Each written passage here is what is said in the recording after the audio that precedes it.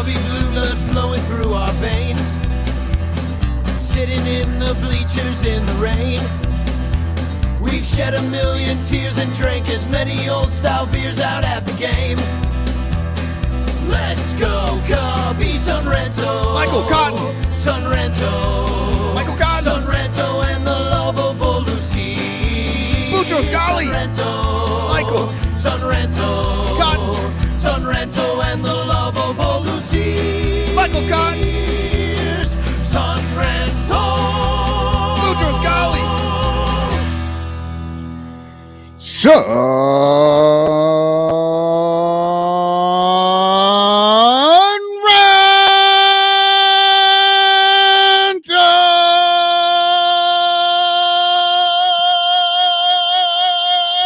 Enough already. We've got a lot to get through. Welcome to the Son Ranto Ranter Roundtable. That is where we talk to the best and brightest minds in the Cub fan kingdom. All the voices that truly count when covering the Cubs going to be on this show. People you don't need to listen to, not on this show. Everybody on the show today, this is who Jed calls before he makes any move. This is who Tom calls when he needs some advice on some renovations that he wants to do. The sad part is they don't call any of them. They just read their blogs. They look through all their stuff, and that's what informs their decisions. But we know that's not true, because if they did, this would be a much better team. A much better team, and they'd spend a lot more money, and there wouldn't be a sports book. But welcome to the Son Ranto Ranter Roundtable. My name's Danny Rock, and I'm joined, as always, by Michael, the man Cotton. And I don't know. I just making shit up. This show is NSFW, in case you're just tuning in with little ears. And it's brought to you by our 109 Patreon supporters. Find out more about how you can support the Son Ranto show at patreon.com/SonRanto. It's how we keep the show on the air. But first, I want to extend a huge congratulations. I'm just going to start here because this is great news. I had invited him on today's Ranter Roundtable, but he was a little busy last couple days. And our friend Joe from Obvious Shirts got engaged yesterday. And he tweeted this out, picture of him and his beautiful wife-to-be. He made an I Said Yes Obvious shirt. He's got a nice diamond. He sold a lot of shirts to buy a diamond like that. Oh my God. Yeah. What a rock. I'm very happy for Joe and his wife. I've never met her. But Joe's an awesome guy. And I'm just glad he didn't do it on the big board at Wrigley. Like, he did it the right way, over All-Star break. Well, exactly. Can you imagine nobody's around? What? It was cheaper this day. If I did it at All-Star break with no fans, but no, the thing I wanted to definitely tell him is that I hope he enjoys puking rum chata, because we know that's what he did last night. I hope his entire wedding party is wearing Obvious Shirts. Oh, they will be. I got to get invited to this wedding somehow. Just says groomsman, says best man. Like, who everybody is. Yeah. Oh, God. That's exactly what's going to happen, isn't it? All right. So, first of all, #Chance in the chat. If you #Chance in the chat, you could win a Frank Chance postcard sent to you by me. But I want to bring in a great friend of mine, our first guest today. He's driving on the way to Wisconsin right now, and we're going to talk a little bit about a lot of things. Another man is facing a milestone, coming upon a milestone. Mr. Michael Cerami. Michael, where are you going? Hey, guys, I'm on my way to a bachelor party in Wisconsin, Lake Koshkonong. We're doing a little golfing, a little beer drinking. I think we're shooting some stuff with guns, so that'll be fun. But I'm glad I was able to do this. I hope I don't get in an accident. We do too, but if you get pulled over, we're here for you though, and you can. Oh my God, can you imagine? That would It'll be great. Everything will be recorded. Yeah, dude. Right. If you speed and swerve around, we'll pay your ticket. I swear to God, we will. So, well, welcome. You are, of course, my former co-host from Outside the Ivy and one of the main writers at Bleacher Nation. And you are coming upon a huge milestone. It's that you're having a baby soon. Yeah, October. I picked a good year for an October baby because I don't think we're going to have too much to worry about in terms of overlap. So No my conflict. wife, Yeah. my wife's due October 11th with a boy, baby boy. Yeah. I'm doubtful the Cubs will be doing anything then. They won't even be. They might be firing people. Yeah, it's true. Yeah, you might could be in the middle of another search for the next coach or something. So I was looking at the Bleacher Nation blog and some of the stuff that you have written recently, and you've been doing a lot of trade talking, and because that trade season is upon us, like 10 more days, 11 more days, and it'll be over. So you did a lot. Of course, we all know about the Contreras trade rumors. I don't know how hot and heavy they really are right now, but you wrote an article called "Are the Mets Finally Willing to Admit How Badly They Need Wilson Contreras?" And you also wrote one recently about the Giants possibly being a trade target. And Bart, I think, is who you picked. It would be their catcher then, if or is their catcher now, and is terrible. He's a 25. He's 25 years old. This is from your article. Second overall pick in the 2018 draft. Top 100 prospect as recently as this season, but he hasn't quite put it together for the Giants, who again need impact right now. Bart has hit 185, 307, 361, an alarming 43.6% strikeout rate. Who from the Giants would be somebody that we could get, and why would the Giants trade us anybody when they're not going to probably make the playoffs? Oh, this is easy. It's Jock Peterson, right? Yeah, actually, before I get into it, it is hilarious that Jock Peterson was an all-star this year. We kind of let the Cubs off the hook with that one. Like, that was just like, what happened there? He was great again this year. This is a minute he leaves the Cubs, but that point aside, the Giants are, so here's sort of the thinking. There's a couple things here. One, the Giants have about a 50% chance of making the playoffs as it stands today. So there's an argument to be made that they can use an everyday impact player like Wilson Contreras a lot more than teams like the Yankees or the Astros, who are definitely going to make the playoffs. Those sort of teams are obviously always going to look for upgrades at the deadline, but those are usually guys that they know they're eyeing for the postseason. That's why they go out and get a closer or another starting pitcher that can pitch in one of the first 3 games. Those are those sort of targets. A player like Wilson Contreras can make an impact every day and help push the Giants into the postseason because they're still sort of on that bubble. So from that perspective, that's sort of why they could make sense.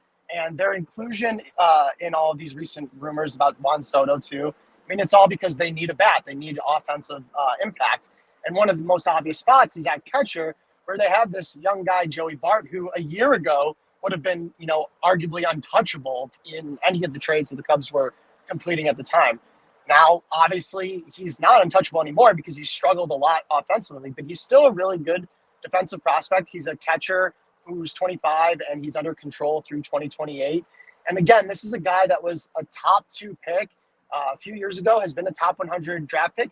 Scouts love his defense behind the plate. And so basically the thinking here is that if the Cubs are really going to try to compete as soon as next year, they might try again to do one of the deals like they did last year for Craig Kimbrell, where you get major league ready talent in return. Any deal for Bart that includes Contreras going the other way will have to include another prospect, but not as high ceiling of one as we might otherwise target if it was just a pure prospect trade. But if the Cubs are going into next season, like thinking, okay, let's just go with Yan Gomes and, PJ Higgins or any veteran in PJ Higgins or vice versa, it's like, well, I'd rather take that gamble on a young catcher who does have a ton of offensive upside remaining than just a 34-year-old who will be fine. He'll do it. It'll be okay. And the more interesting thing is these strikeouts. Yeah, it's a huge alarming issue. We don't need another Patrick Wisdom. Thank you very much. Right. But so here's sort of the thing.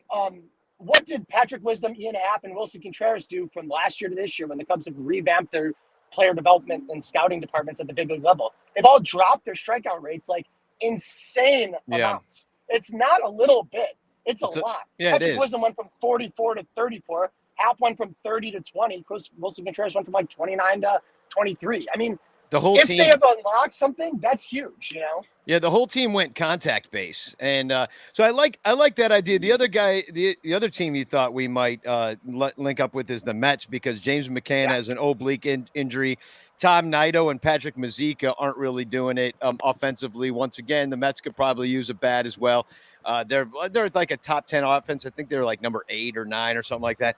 But they're not way up there. What I liked about what you said about this too is that because the DH is all over the league now, that the Mets' DH hasn't really been doing all that hot. Like you wrote that Hold they're on. slashing. I thought the DH was gonna save every team in the league forever. Apparently not.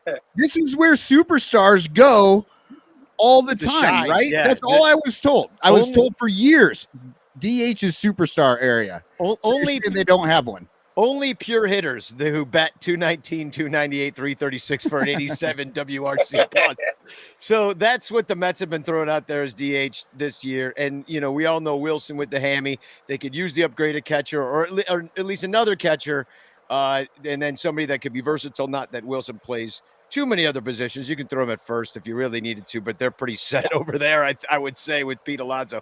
Anyhow, they can move things around, but I like your idea there. And then the last team is the Astros, and because Martin Maldonado has had an off year, and they got a rookie named Corey Lee that kind of stinks. And my question to you is, of these 3 teams, who do you think we have the best likelihood to link up with on a trade for Wilson, and who would you prefer to deal with? And what do you think we'll get back for some of those other guys? Yeah, so that's a really good question. I like that question because it can take you a few ways. Like, to me, the Mets still make the most sense, and that's in part because, not unlike the Giants, like the Mets are gonna make the playoffs, but they are battling for their division, so they could use an upgrade. They are so clearly all in for like this season, which is not to say they're gonna take a step back. I don't think Steve Cohen ever will again, but like they're obviously they're a good team. They're a World Series contender. And catcher/DH is like their only obvious spot for upgrades. And that's exactly what Wilson Contreras plays. So yeah, and didn't their catcher just recently go on the IL, get hurt or something? Yeah. James McCann, he just went on. He's got an oblique injury. He'll be out for like 6 weeks from a week and a half ago. But we know like how many obliques are just a toss up on when they come back. Yeah, exactly. And you know, if they come back and when they come back, that doesn't mean they're going to be effective right away either. So, and he was terrible before the injury anyway. So they need a catcher, they need a DH, they need offense. And the Cubs and Mets dealt with each other last year. They should know each other's system well. The Cubs basically because these guys. You're starting to break up on us there, Mike. It's that Wisconsin internet. Yeah, he must have just crossed the border. Shannon Tompkins gassed as to the Mets have another PCA they can send our way. That's a good point. I think the problem with dealing with the Mets at this moment, like it may be the best deal for the Mets, but for the Cubs, I mean, we got all their best players last year, right? Yeah, so they've got nobody else to send to us. I think we got Michael back. Michael, are you back? I think we can hear you. Hear me? Yeah. It's just we got a little bit of a technical difficulty, but we joked that you just hit the Wisconsin border, and thus your internet lapsed. But question about who you might from the Mets, who you might consider us picking up. And I think Michael Cerami is gone from the show. Like, what a great, great visit we had with Michael. Yeah. Great first guest. Yeah. Well, he's like, I'm going to be doing it for my car. Is that okay? I'm like, I don't know. We will find out. He's trying to get back in. Let's see if we can try. Hey, I think you're back. Okay. So to complete my thought, the tricky part with the Mets is that they have a lot of elite prospects at the top. And then not a lot of depth prospects. Like, the Cubs have a lot of high quality, like back end top 100, really like a lot of top 200 prospect guys. So the Mets are tricky on that front because Wilson Contreras, you're not getting Francisco Alvarez for him or Brett Beatty. You might have to pair him with like a reliever to get one of those guys. So if it's going to be the Mets, it might be a package deal, which would be a little bit of a bigger deal. Bernie Barron says we'll get Trevor Williams. Yeah.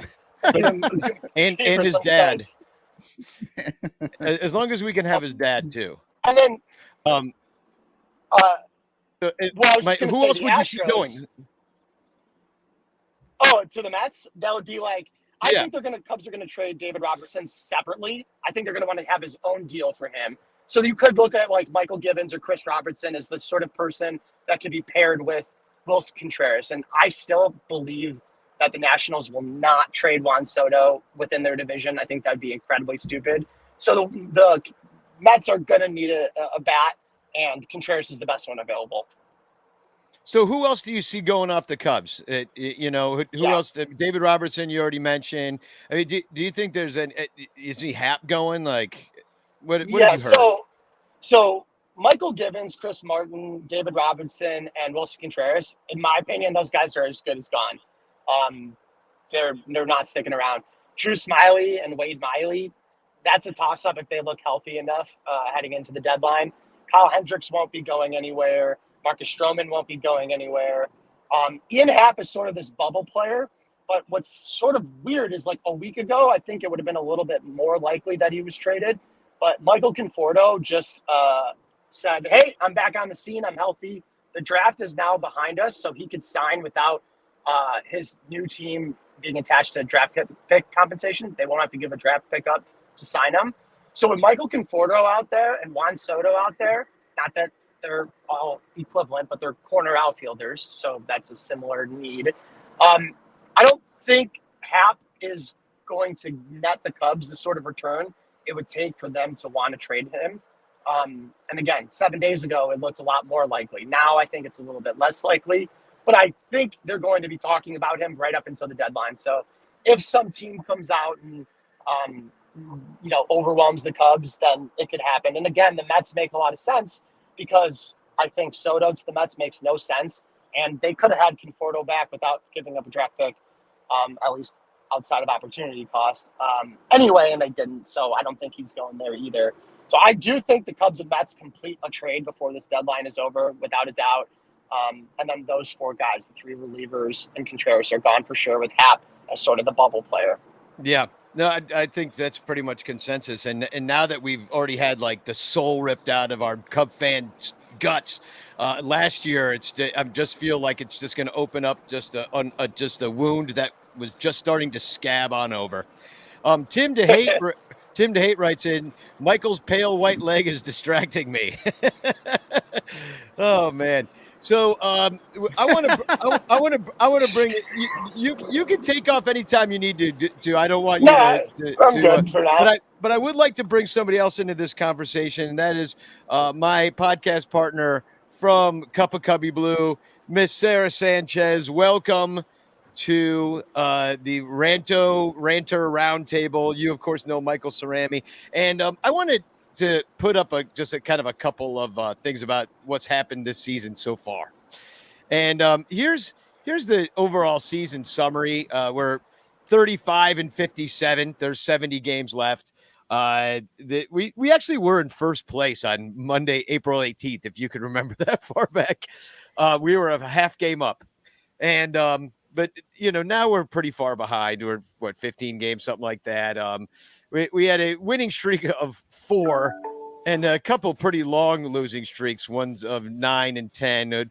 We've had a couple blowouts. We've been shut out 8 times. We've shut other teams out 4 times. We've walked off only once all year. We have walk-off losses of they've walked on us 5 times. And I kind of wanted to just I think we lost Michael. He just disappeared. That's probably for the best. I don't want him to crash. But I just kind of wanted to know, Sara, how overall, if you're going to look at this Cubs season and like describe it in 3 words, what do you got for me so far? It's a rebuild. That's what I've got for you. I am so over this front office trying to sell us a bill of goods on this team, as if it's not a rebuild, as if one of the worst seasons in the history of a franchise known as the Lovable Losers could be called anything other than a rebuild. And I'm sick of being snowed by Jed Hoyer on that. Yeah, there are only 3 players left on this team that were on the 2016 World Series team, because they traded 4 guys last year off, and then they're going to get rid of Wilson Contreras now. And the only reason that Hendricks really isn't on the, the trade block is because of his shoulder shirt at this moment. And, and then the contract. So we're going to have 2 players left, but it's not a rebuild. We only have 2 players from that great Cubs core that we've heard so much about, but I mean, at this point, it's like 6 years away, and next year it'll be 7 years. And so it's like, at that point, you're looking at a lot of people's careers being over anyway from that. I mean, many of those dudes will be retired. But the other graphic I want to put up about like the overall rebuilding season that we have is the season splits. And where did I put it? Here we go. The win-loss splits. Slightly worse at home, 18-32, 17-25 on the road. That's a .360 winning percentage at Wrigley Field. That's pretty awful. We almost had a winning May, went 12-16, but we're 5 under in April, 7 under in June, and so far 6 under in July. It hasn't been great. And the one thing that's weird is the extra inning situation of going 3-11 in those games. And that's been a .214 winning percentage, a .379 winning percentage, which is about the same as our overall in 1-run games. We've been blown out 6 more times than we've been able to blow out. And we haven't been able to beat the American League, which is the AL East. So there's no fault. And Sara, you and I talked last night about this being on pace to be one of the worst Cubs teams of all time. So what does the rest of this year look like, and how do they avoid that? Oh, well, I don't think they do. I mean, the rest of this year looks worse than what we have seen so far. The rest of this year looks like a team without Wilson Contreras, a team that may not have Ian Happ, although I agree with what Michael was saying, that seems less likely at the moment, given some of the other outfield names who are on the market and the cost that it would take to acquire a year and a half of Ian Happ as opposed to half a season of Wilson Contreras. It looks like a team that loses their closer for sure. David Robertson seems as good as gone. Michael Givens is another 1-year relief contract, probably seems as good as gone. I don't know how I can't squint see a team that is better in the second half or the last 70 games. It's not a half because of the weird timing of the All-Star break. I can't squint and see a team that is better in the last 70 games than they've been through the first 90 some games. And I don't think anybody else can either, which is part of why I think this team is flirting with and may actually achieve the worst record in the history of the Chicago Cubs since 1876. They are ranked 5th right now by winning percentage, and they're going to get worse. That's what I see. Well, there would be 104 losses would break the record, I believe. It was 103 in 1962 and 1966. Well, and with Wilson Contreras on the team right now, David Robertson on the team right now, Michael Givens on the team right now, this team is on pace for a 62-100 season. So yeah, I mean, on the positive aspect, they only need to go 43-27 over these last 70 games to be a 500 team. And that's only a 671 winning percentage over the last 2 months. They haven't done anything like that since the days of Joe Madden. Yeah. Just add Juan Soto and everything will be fixed. Trade away the farm. Why not? Trade away every single prospect we have for one guy.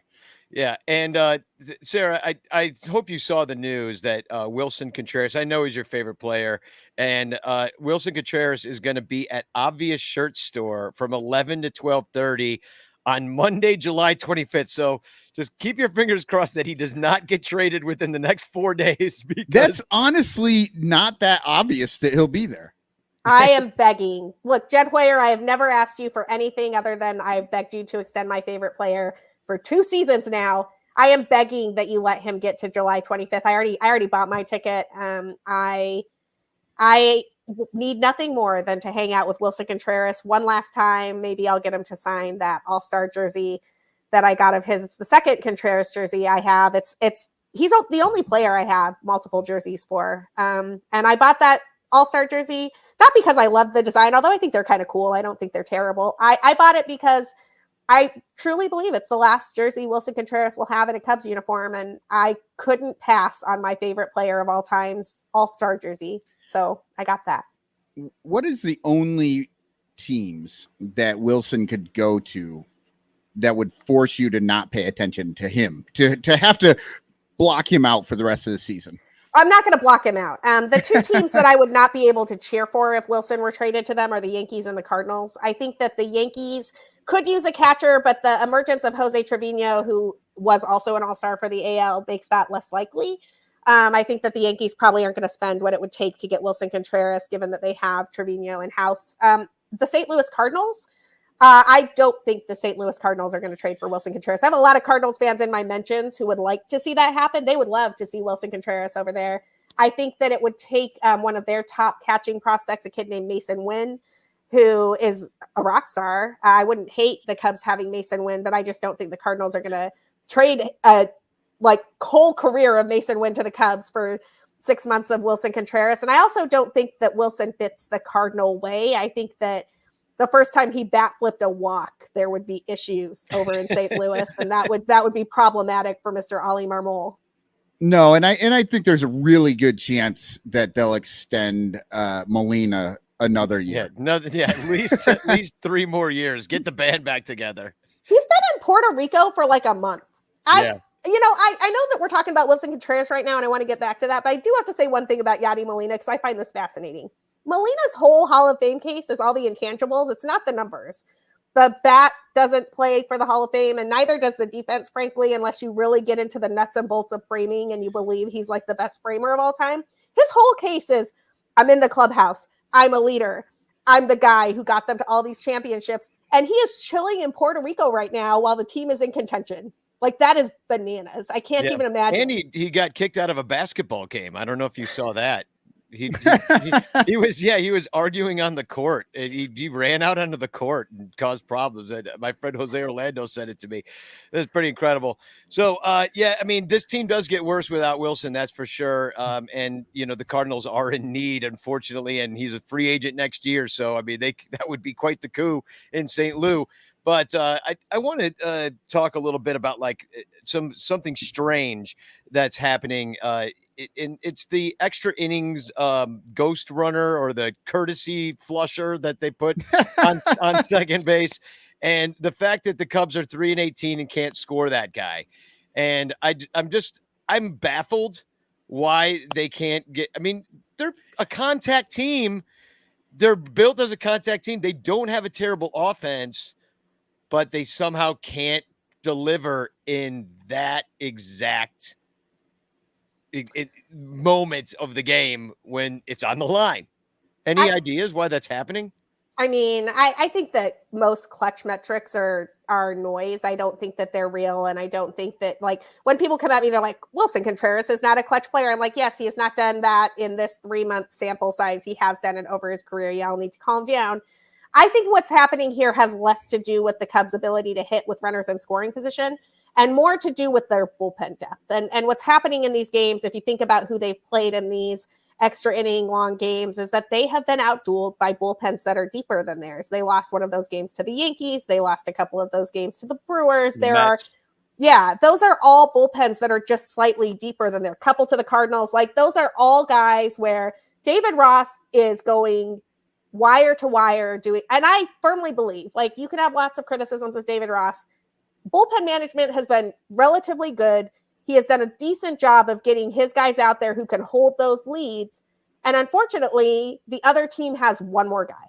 The Yankees have 1 or 2 more guys. Yeah. The Cardinals have 1 more guy. And so what ends up happening in those situations is that the Cubs don't score, the other team doesn't score, and then they score first. I'm putting up our pitching staff, or parts of it anyway.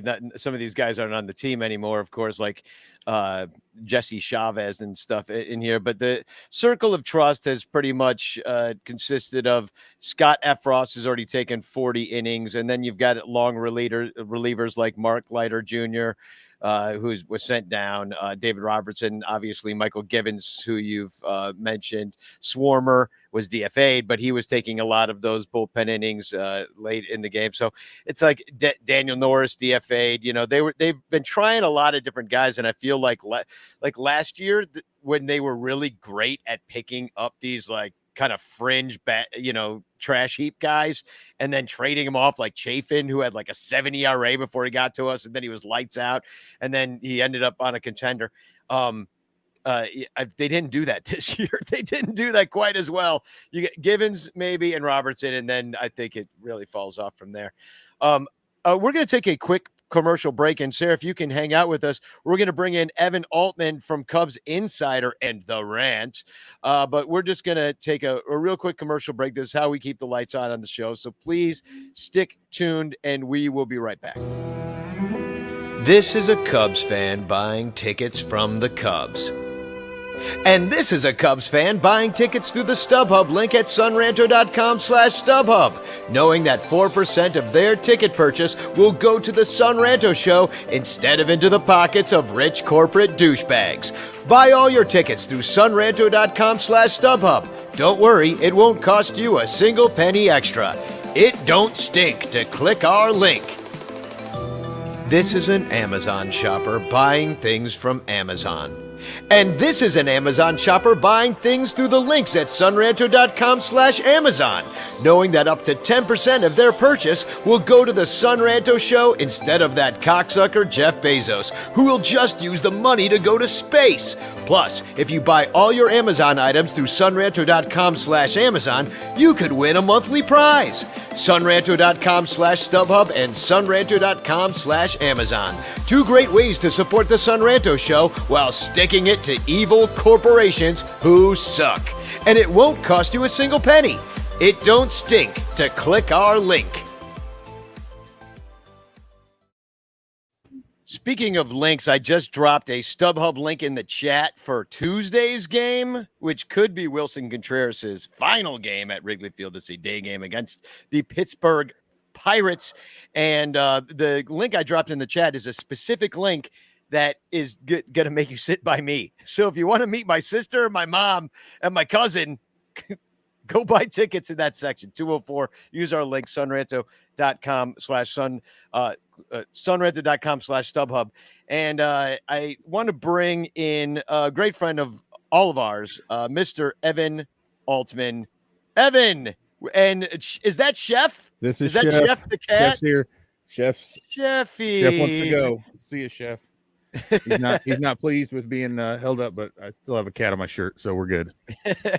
Welcome to the Ranter Roundtable. If you're just tuning in right now, this is a Not Safe for Work podcast. You already know that you're allowed to use colorful language on this particular show. Just warning people, it's only 7:34 if you got little ears in the room. And hashtag chance in the chat if you'd like a chance at winning a Frank Chance postcard sent to you by me. It's with a message of love. So, Evan, I do want to kind of ask you the same question we just left off with, which is courtesy flusher. Why can't the Cubs score the courtesy flusher from second base? Is it a lack of clutch hitting? Are they getting tight? Like, what's going on? You were tweeting about this. You were pretty angry a while back. Oh, Danny, I know exactly why this is. RBI is a dumb stat, so nobody's trying to get that stat anymore, and that's why they can't do it. Yeah, I don't. It's I got Chef is shedding, so I got to watch out for that. I got a mouthful of hair. No, it's. I think it was like at one point they got to their last 13 out of 14, and they finally pushed one across in one of those extra innings games on Saturday. So still 13 out of 15, like that's.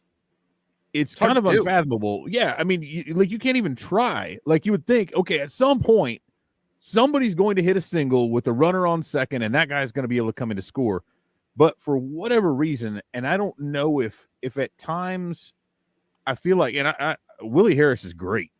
But I do think there are some times when I'm looking at it going, hey, your team sucks ass. Like, what is okay, so the guy gets thrown out at home. What is the harm in that? It's a free runner. Like, let's be more aggressive. And we've seen. Hold on. Are you watching the same team that I'm watching? Lots of Cubs get thrown out at home. Well, like that is not a problem this team has. Lots of guys get thrown out at home. I love that someone just asked Willie Harris to be more aggressive. I never in my life thought I would hear someone ask Willie Harris to be more aggressive. Even than Willie. But I mean, we see it, although part of it's not even him. There was a game the other day when like he's waving Anderson Simmons, and Simmons is coming in there like, nah, nope, no, I'm right here. We're good here. Like, you got a bum arm. Like, what are you gonna pull a hammy? Like that what's the worst thing that can happen? You know, I mean, come on, it's Anderson Simmons. Like, let's go, dude. What is your purpose here, other than like bitching about Wayfair trafficking children or something? That is a conspiracy theory for those of you who didn't know. He buys that theory, so I'm just throwing it out. Anderson Simmons does? Yeah, he was like, yeah, there were some tweets. They may have been deleted since then, but he was like retweeting them with like the thinking face and along with some of the anti-vax stuff. That's great. Yeah, anybody that uses the face is just being an asshole, pretty much. Usually, I think like, more or less. Oh, I guess I'm the only one that gets this. It's like instant smugness. Well, let's get smug about it. Well, actually, I want to ask Sara before we get off the topic, and then I'll ask you the same question, Evan. Where do you see Wilson going, and where? Yeah, because we asked you where you don't want him to go, but where do you see him going? Where could Wilson go that you actually wouldn't hate? Well, I'm going to hate it when Wilson Contreras leaves. So to be clear, it's going to be a bad day. I'm already working on my tribute piece to make sure that I can write it when I'm not emotionally compromised. There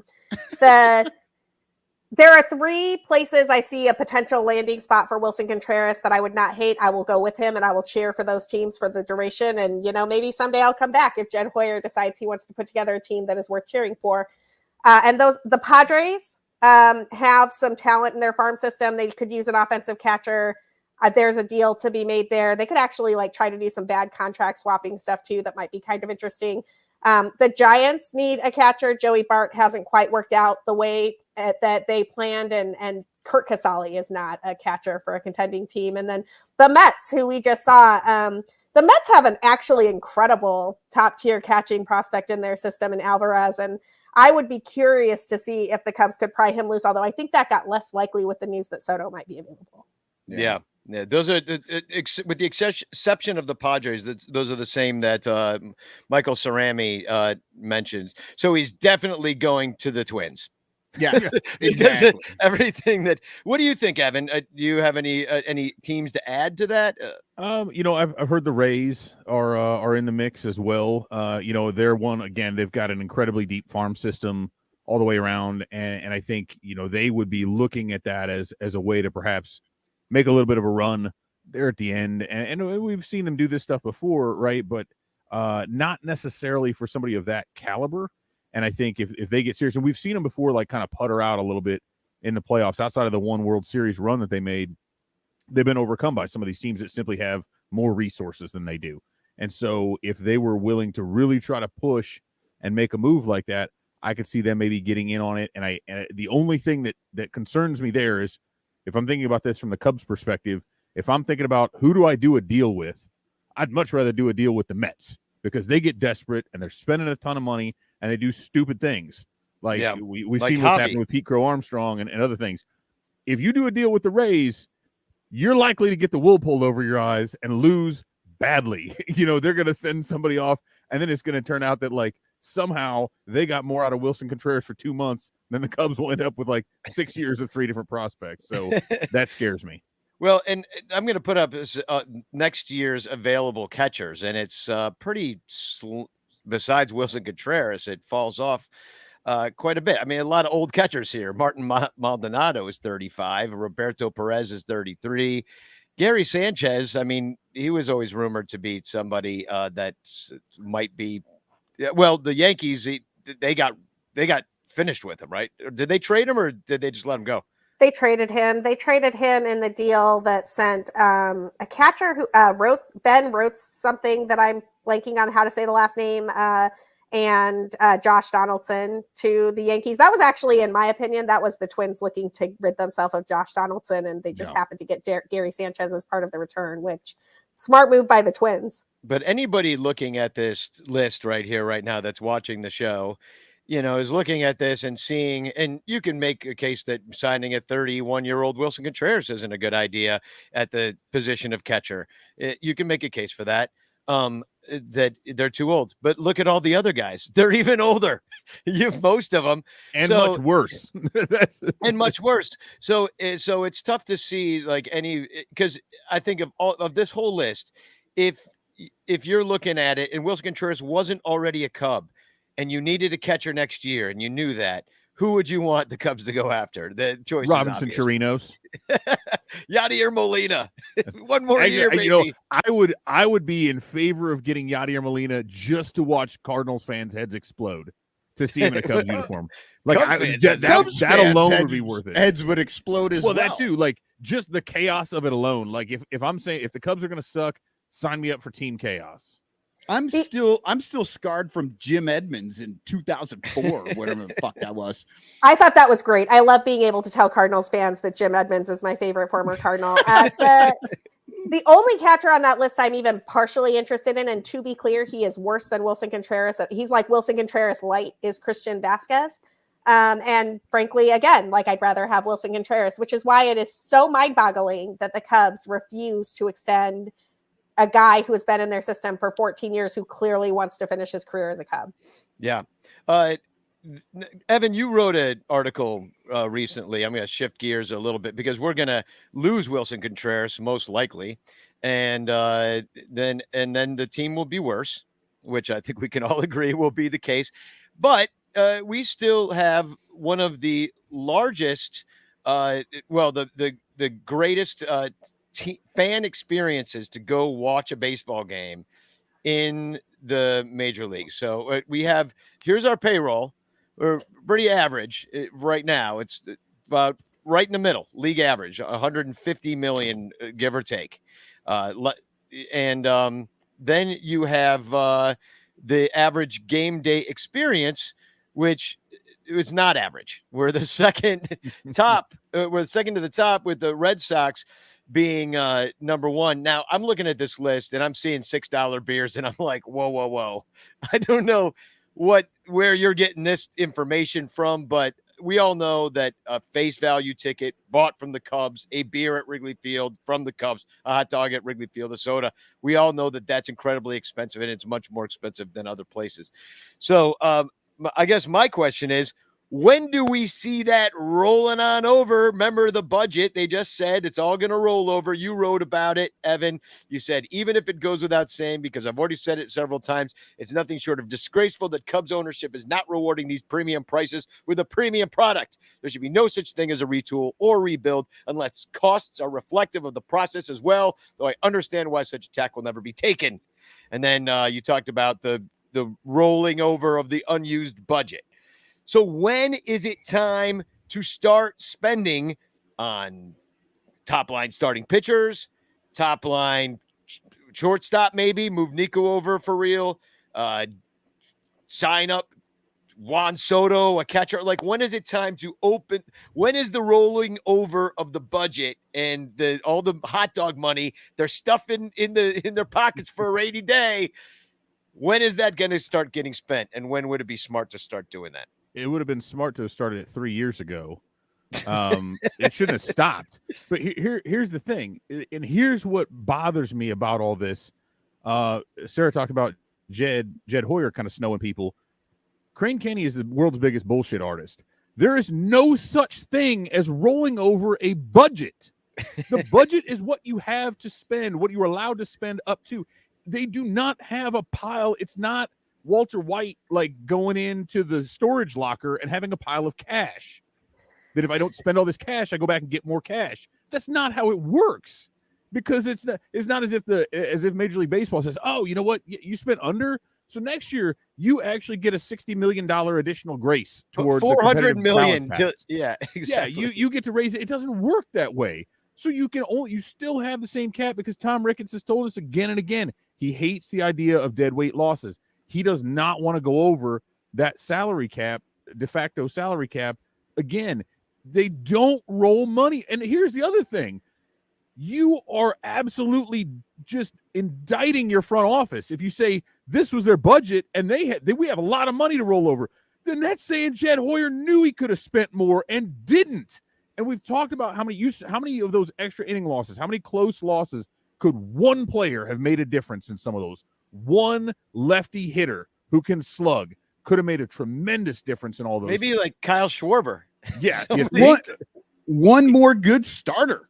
Yeah. It is an epic line of bullshit, if you believe it, to say they're going to roll this over. All that is doing is getting people to hope for the next year, to look to the next year, to say, well, now they're going to be better. That's absolute crap. They cannot carry that over. Sell tickets. I need to jump in here on one other thing that I think people have forgotten that was made crystal clear to me as I was coming home from yoga yesterday. My yoga studio is just on the other side of Wrigley Field, and I'm walking back. They're showing School of Rock at Gallagher Way on a Wednesday of the All-Star break when no baseball games are happening, and that place is packed. They've got all of the vendors open. They're charging you $13 for a glass of wine. They're charging you $9 for some popcorn and some peanuts, and they've got $10, $50, $11 beers on tap. And the place is open for 3 hours and it is overflow. Like there is literally not a space to sit in Gallagher Way. People are sitting out, like running over towards the marquee. That is all money that goes into the Ricketts coffers. It is all money that goes into their pockets that should be going to players. No, it all goes into player payroll, Sarah. They've told us that. They've told us that. None of it is going. It all goes into payroll. Come on. All of that is going to the Ricketts. Well, the wheelbarrows full of money from Marquee went right to payroll, didn't they? Yeah, I mean, yeah. Well, That's what they said was going to happen. Entirely that they mucked that whole thing up so badly. Like they missed the boat. So without getting into too much, they tried to run a New York station in Chicago. They tried to run a New York station in Chicago and they failed. Right. Not only that, but the way that they rolled it and the fact, everybody said, well, the contract said they had to all right, if you could have gotten a Dodgers deal, you could have just gone to WGN and said, hey, I know we're supposed to keep you guys around for another couple of years, but here's $30 million.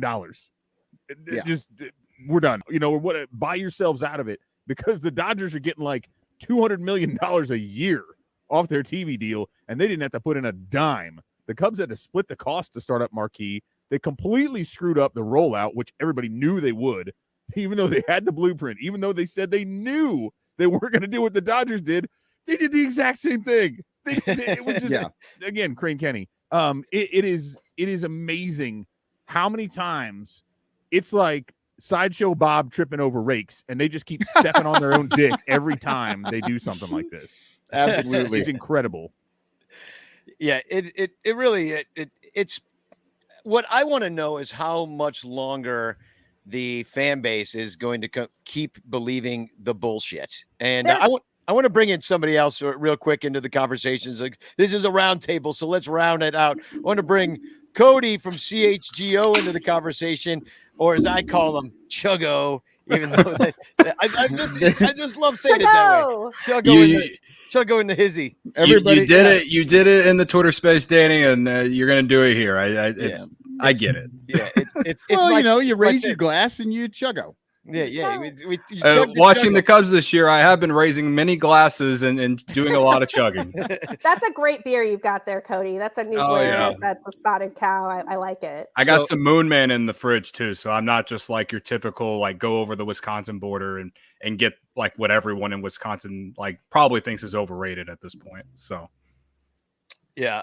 So I'm going to ask you the kind of same question that we didn't really get to. Well, Evan didn't totally answer the question, except for to say that they never should have stopped spending. But now that they have stopped spending, when is the intelligent spending coming back into the fray? And in your opinion, besides right now, please start spending now. When do you think they will start spending? From what you've seen? Yeah. First off, I was enjoying. I'd been sitting in the dark room or whatever you want to call it on this platform. Room, yeah. The green room. There you go. Listening to you guys just scream and yell about Tom Ricketts, and I was cracking up. So I appreciate that.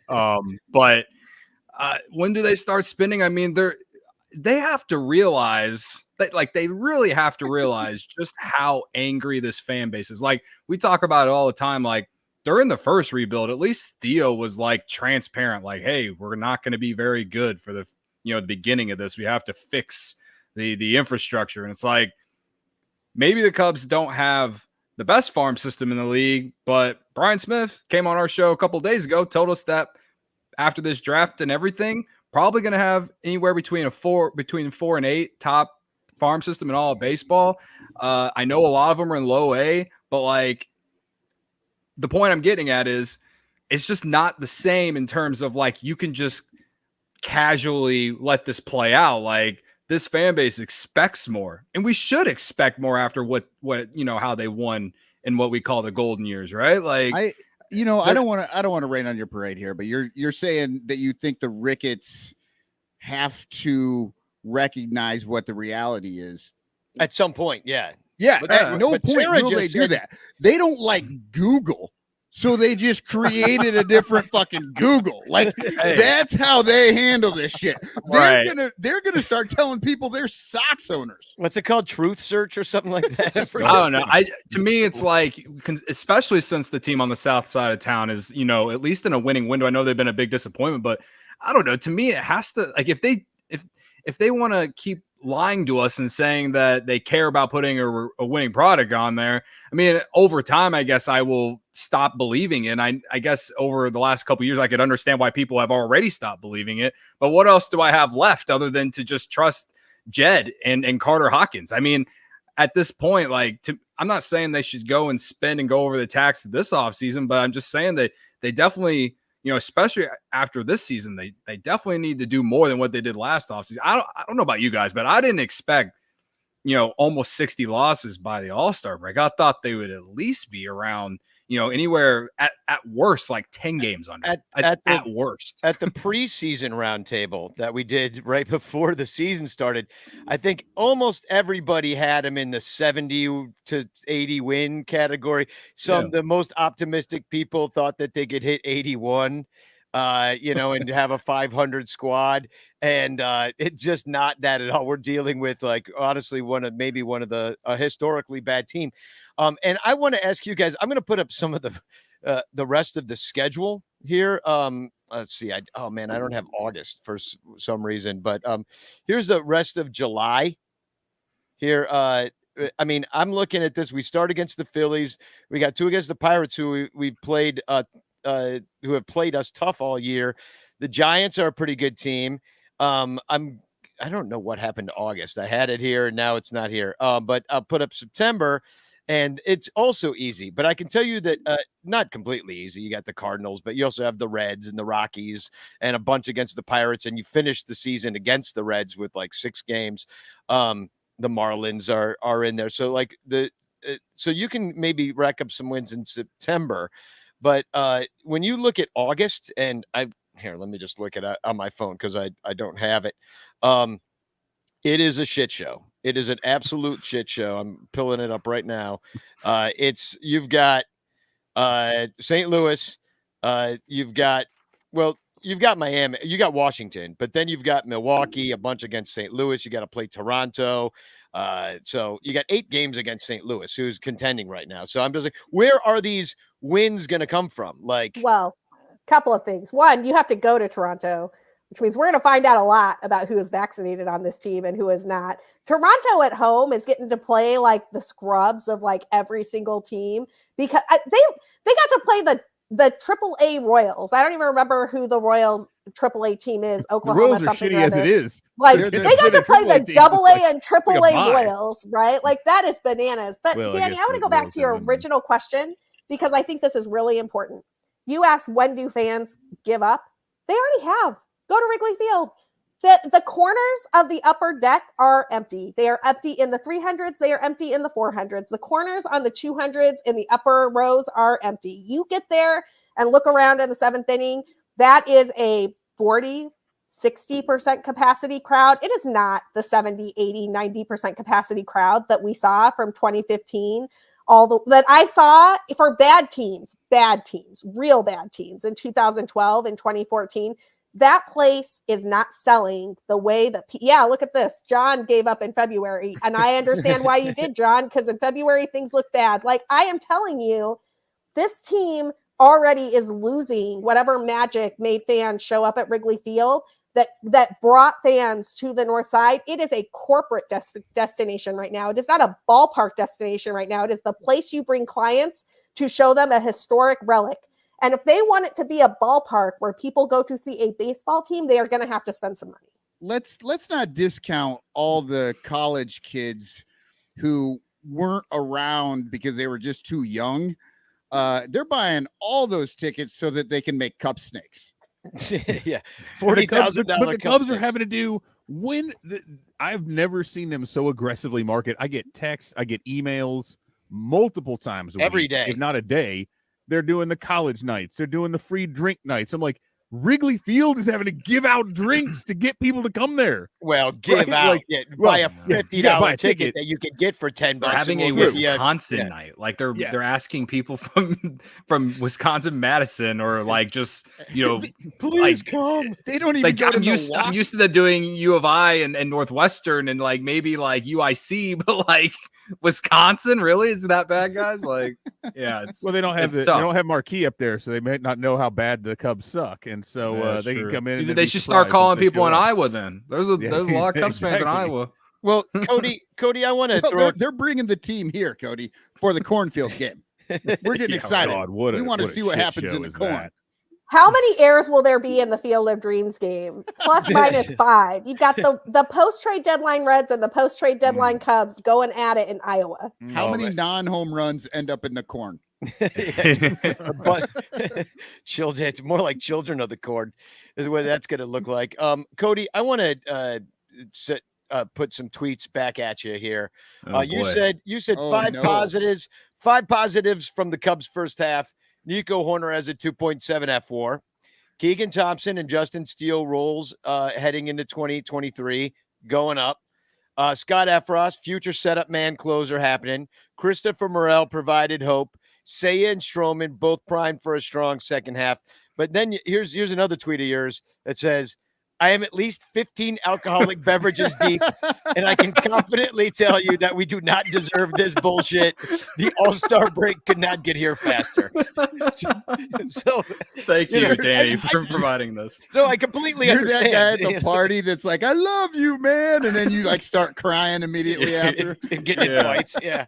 Probably. I don't try to be like pessimistic, but this team has been so bad that that's all I can be. So like when I sent that tweet about the 5 positives, I was just, I don't know. It was probably during that time when I sent that tweet, the timeline was just probably full of negative tweets or something.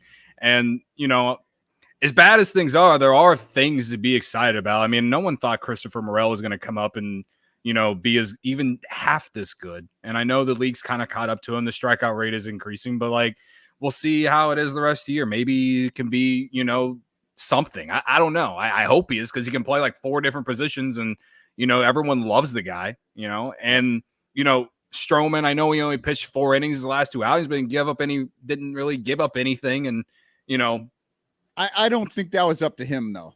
Right. For sure. Yeah. And, Seiya, I know he's got a 155 weighted runs created in July. So, and since he came back, he's been very good. So I'm hoping, if he has a strong second half, that hopefully that gives the Cubs some reason to, hey, we got a guy here. And I think for the most part, we've seen it. The worst part of him this season is May, and then, just the injury that he sustained. Right. And, Justin Steele and Keegan Thompson have been fun to watch. Justin Steele's been really good since the beginning of June. Keegan Thompson has been way better than anyone expected. He's honestly been, you can argue, one of the best stories for this team. And then, Nico Horner. I mean, we all sat in the offseason and begged for Correa. Not saying that we still shouldn't. I still would take him, especially with Nico Horner up the middle now. But a lot of people thought Nico Horner couldn't even play shortstop. And he's proven that he could do it at an elite level. If you look at the defensive metrics, he's really good at it. So there are good things about the team. I just, there's a lot of bad going on, and everything with ownership and in the front office and everything just is piling on to it. So I just dropped a link in the chat of one of Evan's articles about Nico Horner and how the elite shortstop that we need is right here in front of us. And it was a great article. It's I think I forget that free agent speculation. Cubs already have an elite shortstop is the name of the article. And I just dropped that link in the chat. Definitely check it out with Evan. Sarah, Evan, we're going to let you go at the break, but I just want to ask you, Sarah, real quick. What are you looking for positively in the second half? I'm the Wilson Contreras girl who is going with Wilson Contreras. Yeah. I'm about to change the name of my podcast to Cuppa Contreras Blues. Like, I don't really know what you want from me. No, positives. I'll give you a couple of positives. I think that Seiya Suzuki is for real. I shared in a piece that I wrote about Seiya when he came over that the most impressive thing about Seiya Suzuki, and I wish I could give credit to the author of this piece. I cannot remember his name off the top of my head. This is a Fangraphs community piece, which those are like public blogs. Anybody can write them. But this was a guy who went and got the MVP stats for all of the players who have come over from Japan and what they looked like offensively the year before they came over. And now Seiya Suzuki is a better bat than all of them. He's a better bat than Shohei Ohtani. He's a better bat than Tanaka. He's a better bat than anybody that you remember coming over from Japan. And I think that plays. I think he had to adjust a little bit after the league caught up to him. I think he'll adjust back. I think he's a very smart hitter. I'm excited to see Seiya in a Cubs uniform for years to come. I think Christopher Morel is for real. He's the strikeouts are up right now because he's seeing a lot of off speed and breaking stuff, and he's struggling against that. That's kind of an adjustment that lots of guys need to make when they come up to MLB. But I am impressed that when he first came up, he was not overmatched by velocity. He was not overmatched by the situation. He actually played the best baseball of his professional career in that first month change that he played in Major League Baseball. And you're not supposed to do that. You're not supposed to jump from AA to the majors and play the best baseball of your professional career. So I'm excited to see what Christopher Morel can do. The problem is, and I cannot stress this enough, the problem is there's no strategic vision from ownership that has been shared with fans. And I am not giving this team a dime of my money in any way, shape, or form until Jed Hoyer comes clean. And I don't even care. He doesn't have to share a blueprint like Theo did. He doesn't have to tell us it's a rebuild that's going to last 5 years. He doesn't have to tell us exactly what the plan is.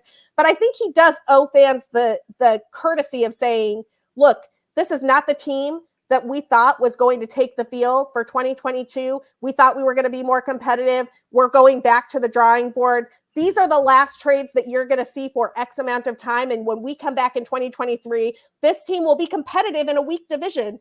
And until he says that, I will continue to get my tickets for $6 on StubHubs or just take freebies that Danny and other friends offer me, because I am not giving this team my money for the product they are currently putting on the field. Yeah, sneak in your booze too. It's easy. Evan, what are you looking at for the rest of the year? I mean, they're going to clear out, unfortunately, for one way or another, several roster spots. I mean, the guys are going to have to get moved up. Piggybacking on part of Cody's tweet that we didn't address, Scotty Efros getting even more high leverage innings is the greatest. And listen, this is a dude. I've said it a million times. I've been on Efros since he was a freshman at Indiana University, following him all the way through. It is the coolest thing. He is a great, great guy in addition to everything else. And I love to watch his success, but I just think that guy's nails.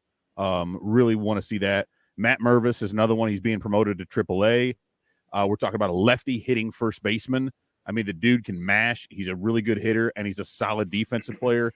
He's advanced. I know Sarah talked about making the jump from AA. I thought he could have done that. He's not going to, but I think he's a guy who could get a shot, right? We could see some other players. We'll see Pete Crow Armstrong move up through the system in the second half.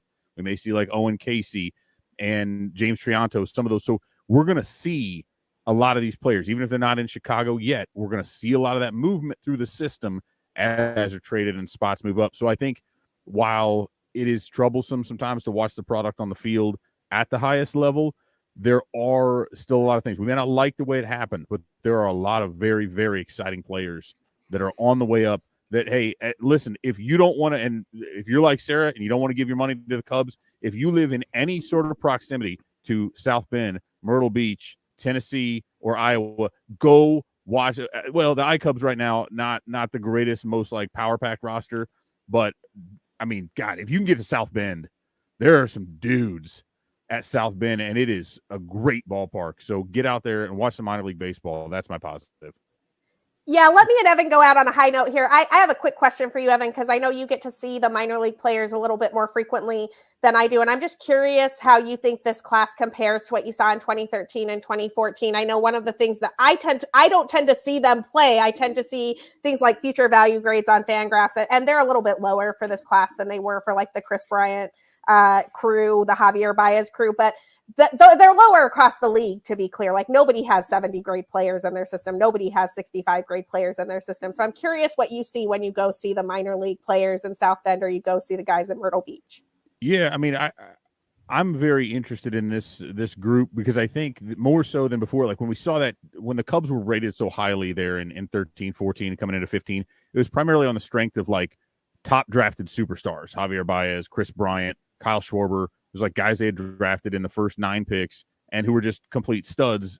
And then after that, it was kind of like, yeah, there's a pitcher somewhere we think might eventually, make it to AAA even. And now it's like every team has, there's not that one carrying superstar. Like I mentioned Mervis, he might be the best hitter in their entire system. He had 80 RBIs at the break. That's more than any player in baseball. That's more than Pete Alonso, who led Major League Baseball. 80 RBIs. Right. And the dude was only at AA, but he's 24 years old. He played at Duke. He was undrafted because they only had 5 rounds in the draft. And so a lot of times I think we look at this like, oh, he's highly rated. Yeah, but the guy's 18. He's highly rated because you think he's got just so much potential. And I think if you look past that, if you set aside what the rankings say and all this, and you watch them play, they just have a bunch of guys who look like they're having fun. Like you go down to Tennessee Smokies, every single one of those players up on the top step of the dugout the entire game watching their teammates, watching the game happen. And I know that maybe sounds corny. It maybe sounds like the little coach in me, but that means something to me and the Cubs worked on that. They worked on that camaraderie. This is a crew that I think wants to do something together, wants to work together. They're all pulling in the same direction. So as corny as that sounds, I do believe that makes a difference outside of just like individual singular talents. There's this really cool vibe they've got going on as a whole. And I think it's going to be a lot of fun for people to watch over the next couple of years. Very cool. We'll win with love. That's how we'll do it in the future. Kill them with kindness, baby. So we're going to take a quick break. And when we come back, well, thank you, first of all, Sara, Sanchez, Evan Altman for coming on. Cody, if you could stick around, we're going to hang out with Dom, the director of morale of the Chicago Cubs. When we come back after this quick commercial break, we will be live with him and Infield Fly Girl as a bonus. So stick tuned and we'll be right back. Thank you, Sara. Thank you, Evan. Be right back after this commercial break. All over Chicagoland, there are thirsty, frazzled, overworked Cubs podcasters who are struggling to survive one more baseball season in the dog-eat-dog world of unpaid content creation. But it doesn't have to be this way. You can make a difference. Become a super ranter at patreon.com/sonranto, where your support ensures that poor, sad, pathetic, ugly, loser Cubs podcasters can pay for tickets and beer, and in turn, line the pockets of the baseball oligarch Ricketts family. Just $1 a month can buy a scorecard. $5 a month can pay for guitar strings to write a Cubs song. And $10 a month almost buys 1 beer at Wrigley Field. Cubs content creators are the lowest pieces of pond scum garbage that slither over the face of this planet. But super ranters help them get drunk and screw off at baseball games. What do you get out of it? The Son Ranto Show delivered to your podcatcher without stupid advertisements like the one you're seeing and hearing right now. Plus, at other Super Ranter levels, you can get Cubs music, access to private Son Ranto pages, the Ranter calendar, and special thanks and Ranter recognition in our live broadcasts. Plus, eligibility for monthly prizes. What does Son Ranto get out of it? Your money. For tickets and beer. Go to patreon.com/sonranto. That's patreon.com/sonranto. And become a Super Ranter today.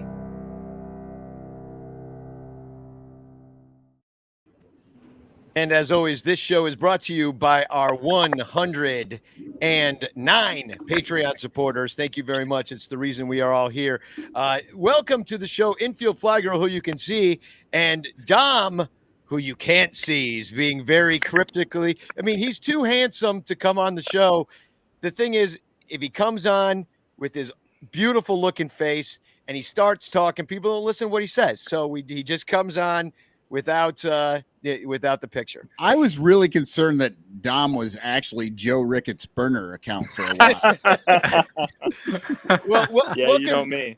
Welcome to the show, Mr. Director of Morale, Dom Thank Frederick, you, Danny. and also Infield Fly Girl coming to us from Seattle, way far away. So we're got a far flung West Coast show. Dom, I'm going to first start with you. You are the Director of Morale. Not an easy year for morale. So you got the morale supply co going right now. Still, you're selling the coffee. Do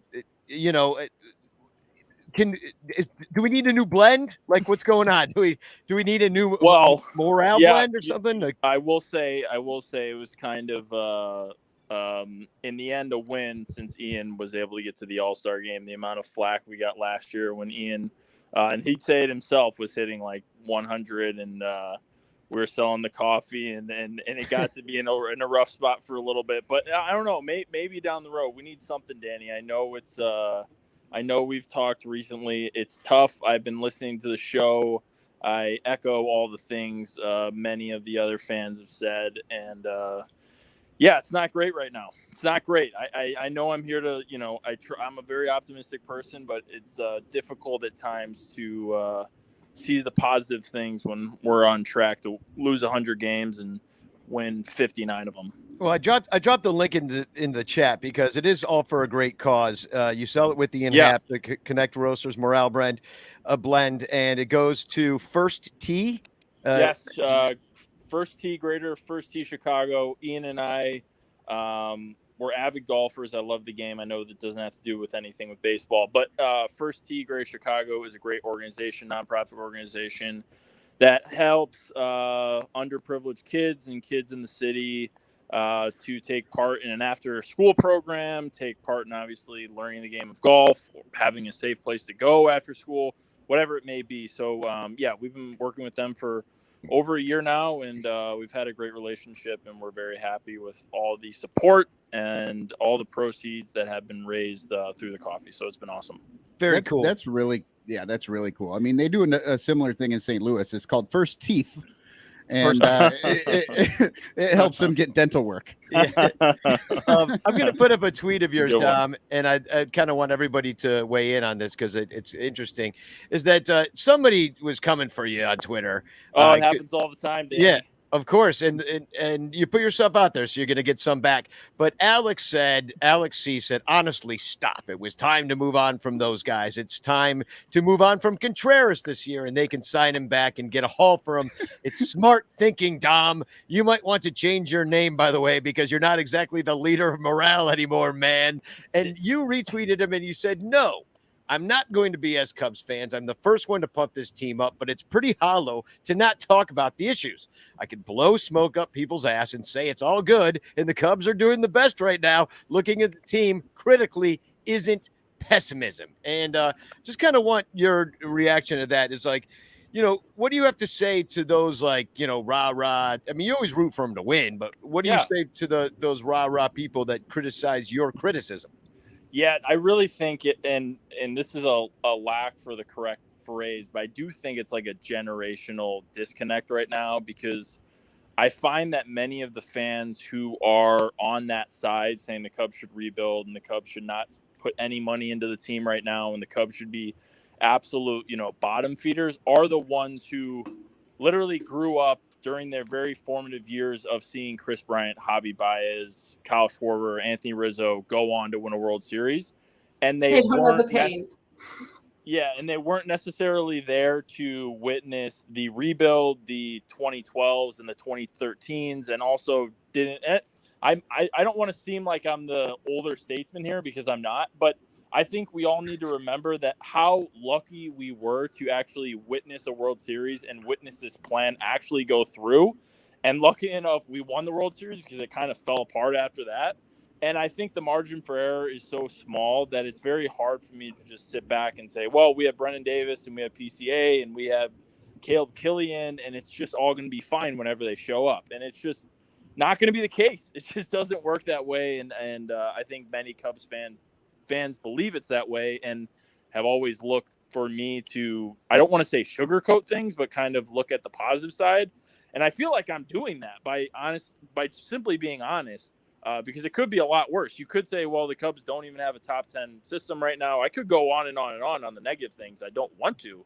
But, I think there has to be some objectivity here and really looking at what the Cubs have. I know Cody and I talk about it a lot on the Twitter Spaces. It's difficult to look at the team and say we are on the exact same trajectory as the 2016 Chicago Cubs when that team had, guys who would go on to make hundreds of millions of dollars. I'm not saying this farm system doesn't have that, but we got to put these things into perspective. We have, we had a group that made almost 500 million, well, more than that, like $600 million. And like last year they did. Yeah, last year.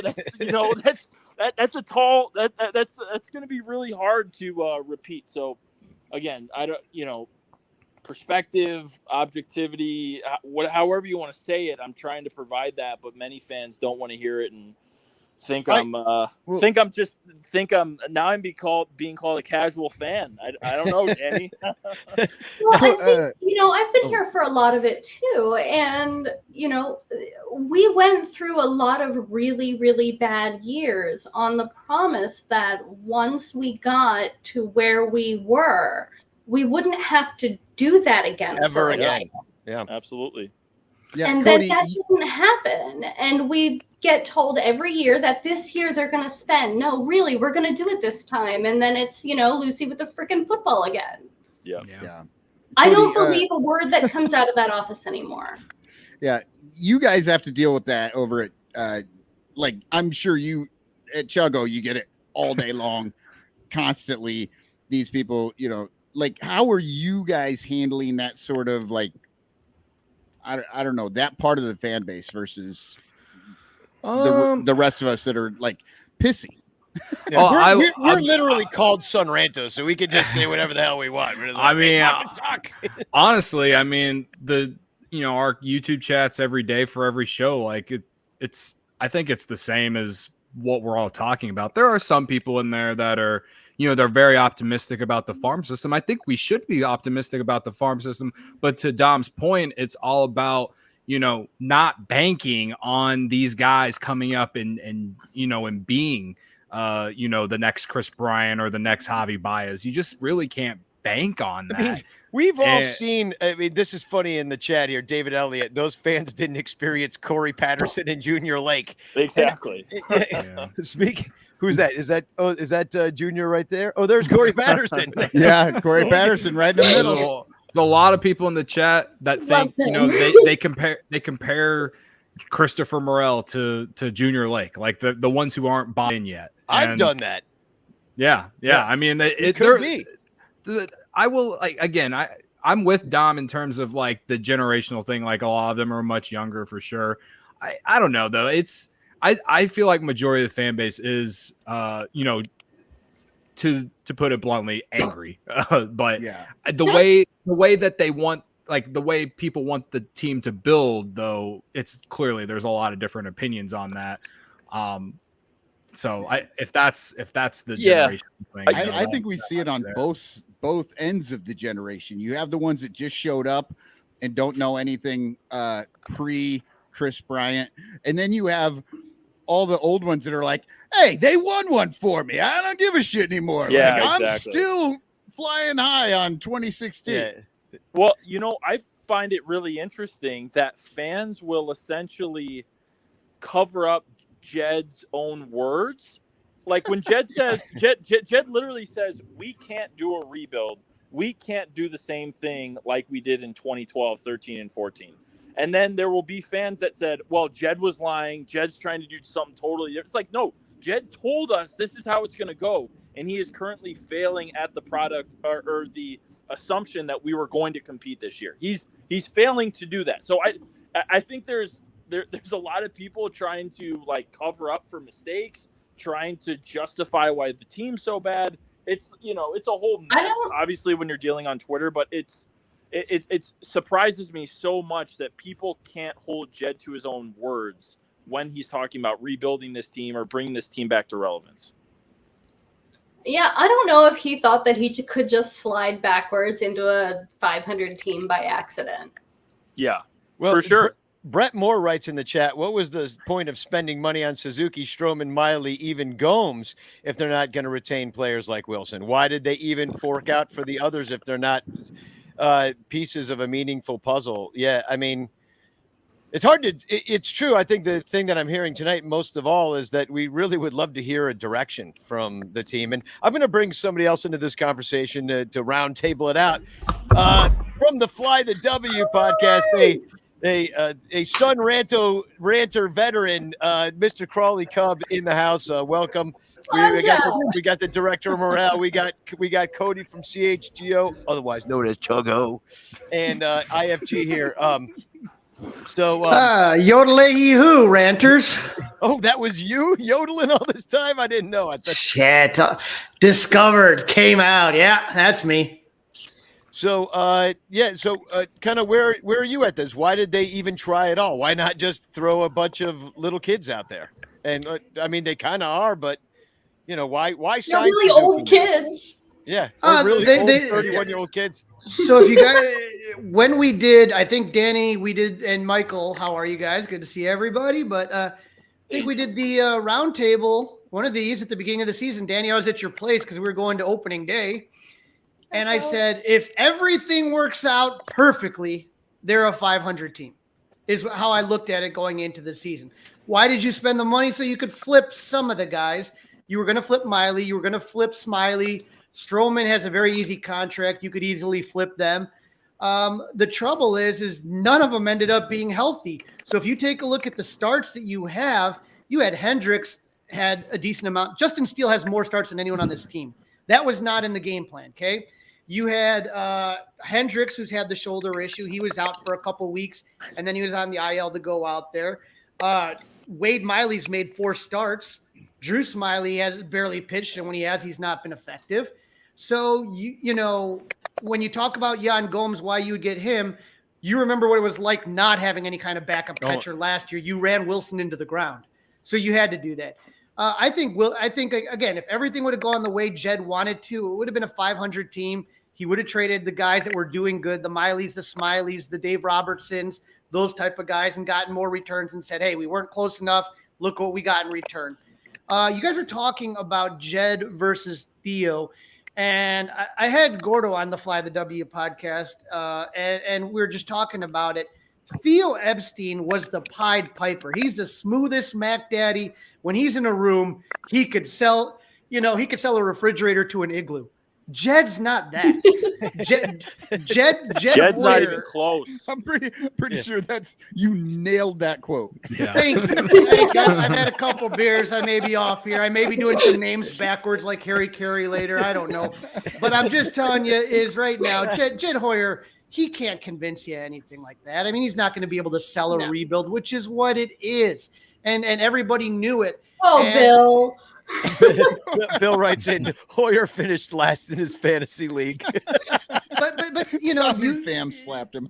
Part of what Theo was able to do is he had the background of what he did in Boston, and he was able to bring it to here, and we were all willing to do whatever it took to get the World Series.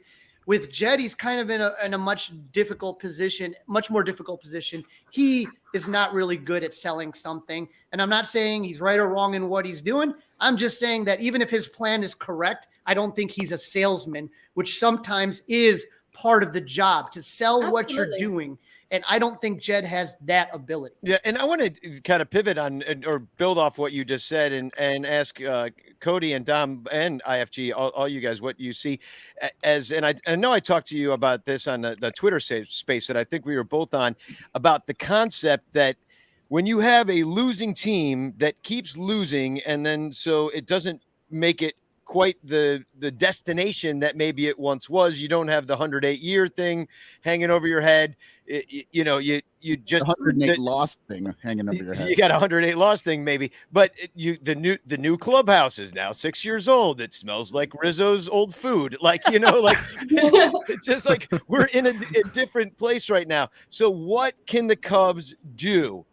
And I'll ask you first, Dom. What can the Cubs do to get that kind of rolling with the vibe, morale going back again, so that it does become a destination place for free agents in the future? Yeah, Danny, I know you're going to crawl out of your skin when I tell you this, but it starts with Tom Ricketts, honestly, like standing up, being more vocal, and putting his foot down within the organization on, hey, this is not how it's going to go anymore.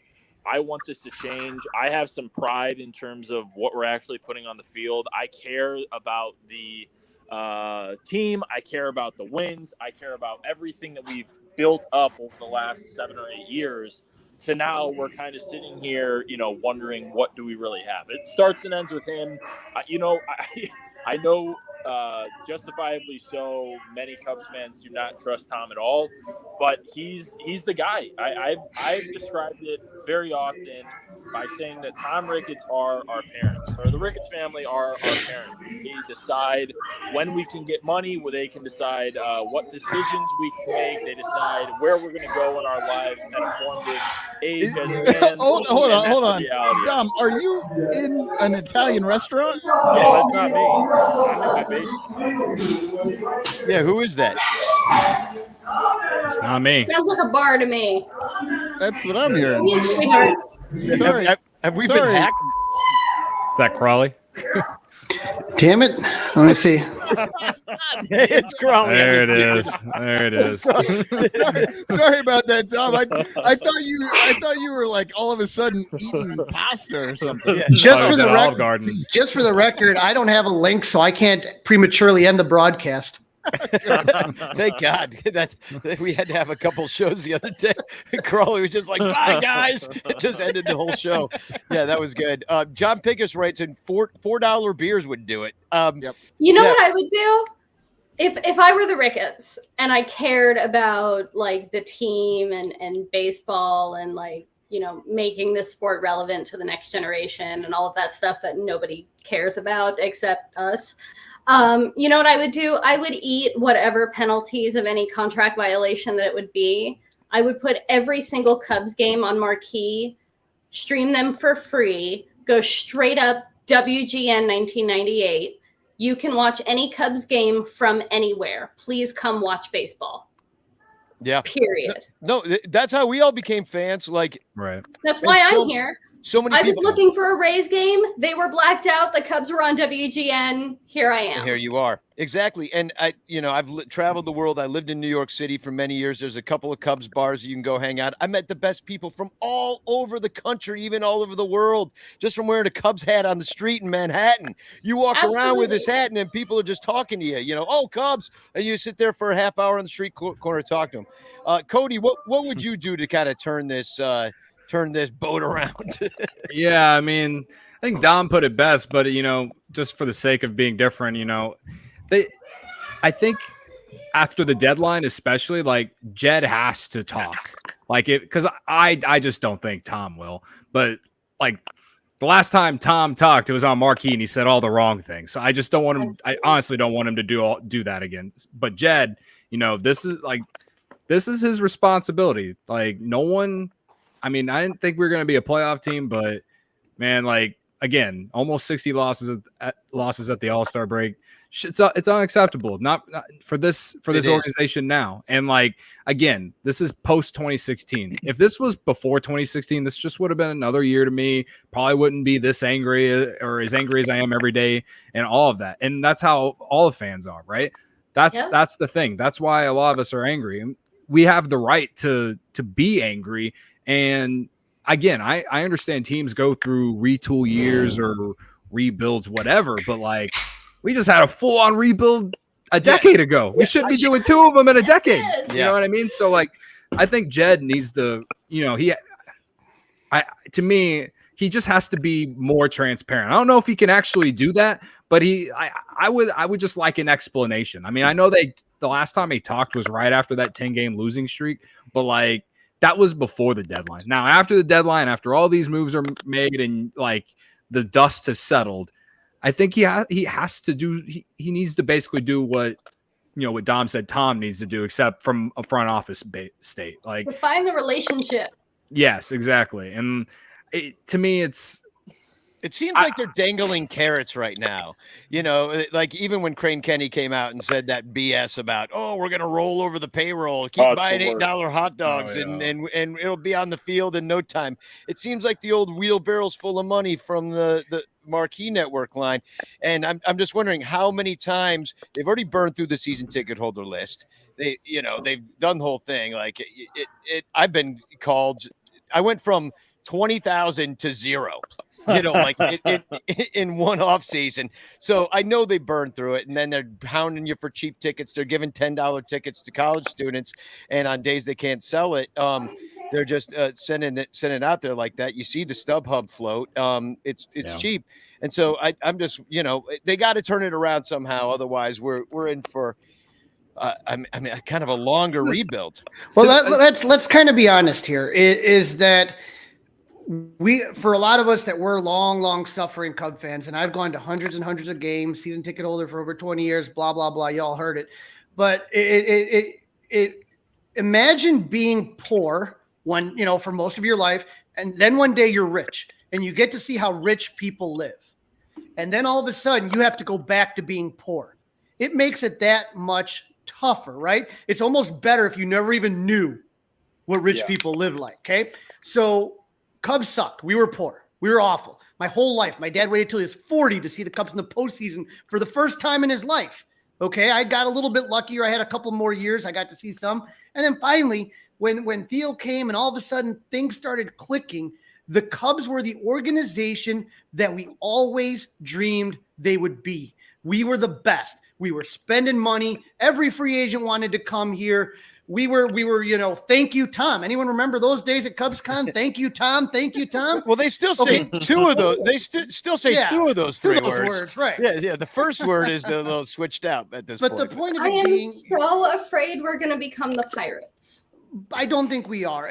But I will tell you this, is that it is a very hard sell right now to sit there, and it would probably help if they were just honest and say, and I think somewhat Kurt, if you put Kurt's comment at 8:30, is that I think that there was an issue for a lot of years with drafting and player development.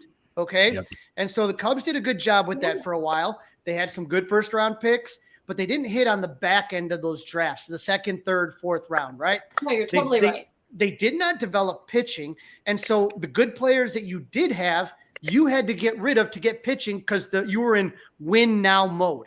Okay. Right. So when you talk about Dylan Cease, Eloy Jimenez, Gleyber Torres, Jaime Candelario, you're getting rid of these guys to cover up a problem that you have. And now you kind of have this twofold problem. So you had cheap position players and you paid for pitching, right? And what was supposed to happen is pitching was supposed to develop. And as those position players got paid more, then you'd start having younger pitching and that part of the payroll goes down. Everything works out great. We're all happy. But that didn't happen. Now, the Cubs have made organizational changes that I think will be for the better. But you have to sit there and tell fans, we told you we weren't going to have to do it again, but we were wrong. We made errors, and now you have to trust us again. And that's not a popular message, and that ain't going to sell tickets, guys. I mean, you guys know about Craig Breslow. You know about Justin Stone. You know about the Dan Kantrovitz. Guys that are, I think that they have in place are better than the guys that they had before. I'm looking at what they're developing in the minors, and a lot of those guys, a lot of even some of their best players, are going to be either in high A or double A by the end of this season. We'll see where it all ends up.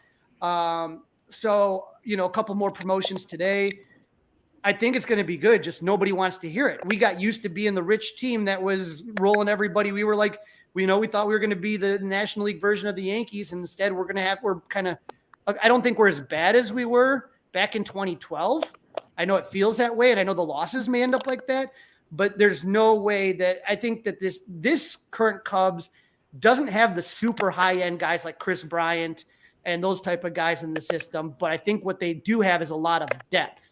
Yeah. And you hope that a couple of those guys break out. Well, and there's Nick G points out in the chat that 16 of 20 pitchers they drafted shows the change right there. And we're going to talk about all that with Greg Huss from outside, which it's outside the out of the vines, out of the vines. Yes. Yeah, but that's his it's actually Growing Cubs podcast, and also Alex Patt from Sports Chat is going to come on. Just final words from Cody and from Dom. Cody, where can everybody find you? And what are you looking for the rest of this year? So first off, Danny, thanks for having me on, man. Yeah, man, thank you. For sure. And yeah, CHGO, we do live shows on YouTube every day, every team in Chicago. We got Bears, Bulls, White Sox, if you're weird and like both teams in the city. Who did I miss? The Bulls and us, obviously. The Cubs. Sting? Are they still a team? Well, we even got Red Stars in the Chicago sky too. It's a startup. We started up in March. It's really cool. We got an office down in the West Loop. CHGO_sports on YouTube. Check it out. It's for Cubs. It's me, Luke Stuckmeyer, Ryan Herrera, and Jared Willis. Corey Freeman and Brendan Miller are also part of it. So yeah, we got a really good team. So definitely check it out. Now, as far as the rest of the season, yeah, man, it's kind of a lot of what Evan said when he was here earlier. It's all about the minor leagues. I have mentally accepted that they're probably going to sell half the roster. So, be checking in on Matt Mervis's numbers in AAA and checking in on, how PCA does in the second half. As far as guys on the major league team, I mean, I'd love to see Steele and Thompson finish this year strong. They've honestly been like the blessing for this team. Christopher Morel as well. I mean, I'm kind of bought in on Morel already, but some people I've talked to still, like I said earlier, a lot of people compare him to Junior Lake, like Dan. Yeah, like I do. So, we would love to see like guys like that just finish the year strong. And, kind of like what Evan was talking about with the minor league guys and how like the vibe they're creating down there, everyone caring and stuff. If that's true, like, and that comes that flows up on top of maybe the Cubs finally spending some money, maybe this team will be better than we really expect next year. But again, like we got a while before that even gets there. So it's always darkest before the dawn. Yeah. But Cody, can you just do me a favor, Cody? I need you to tell Luke Stuckmeyer, beer money forever. The greatest show Chicago sports has ever produced. And, how about you, Dom? How you gonna keep warm and keep it gully the last couple months of this season? Yeah, I mean, we're gonna keep doing the Twitter Spaces. I love them. I love them. Yeah, thank you for joining, Danny and Cody. I'm hoping to get more people on that disagree, or maybe the folks that are always chirping at me for God knows what. I'll have a civil, cordial conversation with you, and we'll chat this out. I know it's impossible to get Cubs fans on the same page, and I'm not trying to make every Cubs fan agree with one another, but I think, obviously speaking to another human allows each individual to find common ground, and that's what I try to do, and my positive, Danny, to take away from all this, I know everyone's been talking about the players, Steele, Thompson, Morel, Nico Horner. My positive is that Tom Ricketts has a lot of money, and when he wants to change things, he can. And that, for as sick as that sounds, that's what I'm going with. It's not like we're the Pirates. It's not like we are literally at the bottom of the barrel here. Tom Ricketts has a ton of money, and if he wants to spend on God knows who, he can. Yeah, you're absolutely right about that. And we should demand it. I might make a sign on a cardboard box. Make a sign, Danny. Yeah, I'm going to make a sign. Or like last September, I'll just ask him to spend on the team. But buy us a team, Tom. I'll tell him yet once again. That's going to go into the annals of history because we might be bringing up that next year and the year after that if things don't change. Danny, I wish I would have recorded what we were talking about with Tom at the opening of Club 400 Chicago, and I can't remember for the life of me. Oh, you mean when he told Matt Cameron that they couldn't sign Correa because we'd lose like the 7th pick in the second round or something like that? I think I had one eye open. Let me tell you, Tom. Crawly had him cornered in the kitchen. It was an ugly moment, and I'm standing there with Matt Carabin, like, oh, this isn't going well at all. Oh my gosh. But well, thank you guys for coming on. I really appreciate it. We're gonna take a quick commercial break. We'll be right back with Greg Huss and Alex Patt, and we're gonna talk about the minor leagues. I'm positive we're gonna get some hope from that. I'm positive. So we'll be right back. Stick tuned. If you're like most Americans, you buy shit. Lots of shit. Sometimes you buy shit for other people. Sometimes you buy shit for yourself. And sometimes you buy shit you have to buy just to stay alive. So why not buy shit through the Son Ranto affiliate? Links at sonranto.com/shopping. We've got tons of shit you can buy. Go to sonranto.com, click on the shopping link, then click our ads and buy shit. We've got Amazon. They've got tons of shit. But you can also buy MLB shit, NBA shit, NFL shit, Fans Ed shit, Southwest Airlines shit, Fanatic shit, Reebok shit, Wine of the Month shit, Beer of the Month shit, Bear Mattress shit, StubHub shit, Lid shit, Sports Memorabilia shit, Volcanica coffee shit, Vibrator shit, Condom shit, Bag shit, NHL shit, and Audible membership shit. There's a whole lot of shit that can help the Son Ranto show stay on the air so we can keep talking shit. So buy shit today through sonranto.com/shopping. Thanks. Cubs Jesus thinks you're the shit. Man, I missed that commercial where you had the vibrator that looks like a baguette. Well, it's true. You can buy vibrators through the Son Ranto link, and I don't know, it'd be more pleasure than this season. I'll tell you that much. When you need something to take your mind off of it. Take your mind off of things. I'd like to welcome to the show Mr. Greg Huss at Out of the Vines on Twitter, and Shy Fan Pat, who's apparently in his evil lair. He's always in an evil lair. It's just normal. I thought he was taking his senior year pictures. I needed to be in the dark. I need to be in the dark because it's a perfect metaphor of where we're at right now. That's fair. Yeah. That's fair. Yeah, it's well. I feel like from everybody we've talked to tonight so far, we've gotten a little bit of clarity that at least the fans don't know what the hell's going on. So at least we're all together on that. It'll be fine, guys. I swear to God, it'll be fine. If you're just tuning into the show, if you hashtag Chance in the chat, you can win a Frank Chance postcard sent to you by me with a message of love. Did you find more of those? I found a few more, but I have two more. There's only two left. These are limited availability, limited run, people. Yeah, after that, I'm just going to send you pictures of Crawly. It's just as good. Are we talking about in the berm in spring training with no shirt? Yeah, just Crawly shirtless on the berm is what I'd pay for that, Bobby. Yeah. That's worth more than the Chance postcard. So why? You can get that anytime. Crawly generally just takes his shirt off. So let me introduce everybody. We got Greg Huss from the Growing Cubs podcast. Northside Bound, right, is the name of the blog. And then we got Alex Patt from, is it Sports Chat? Well, is that the blog? Well, Sports Chat is my personal blog, which I haven't updated in a while. So you could say from Fansided, I write there all the time. Cubs news, Cubs analysis, Cubs history, which is a lot of fun. Cubs history really got me through the lockout, as well as the pandemic shortened season, because when there was no baseball going on, it was fun just looking up random shit and just writing about it in history. Hey, did you know in 1938 there was this game where this guy did this thing?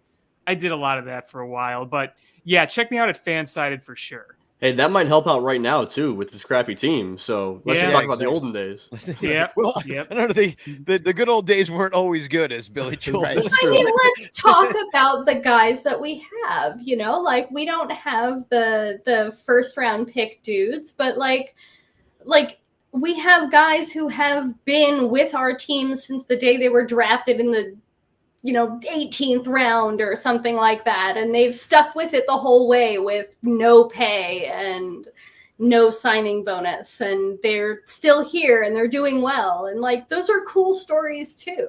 Yeah. There's a lot of ways you can kind of look at some positivities. The unfortunate thing is it's not adding up to wins in the baseball season. And so you don't have the ultimate, prize to really go after.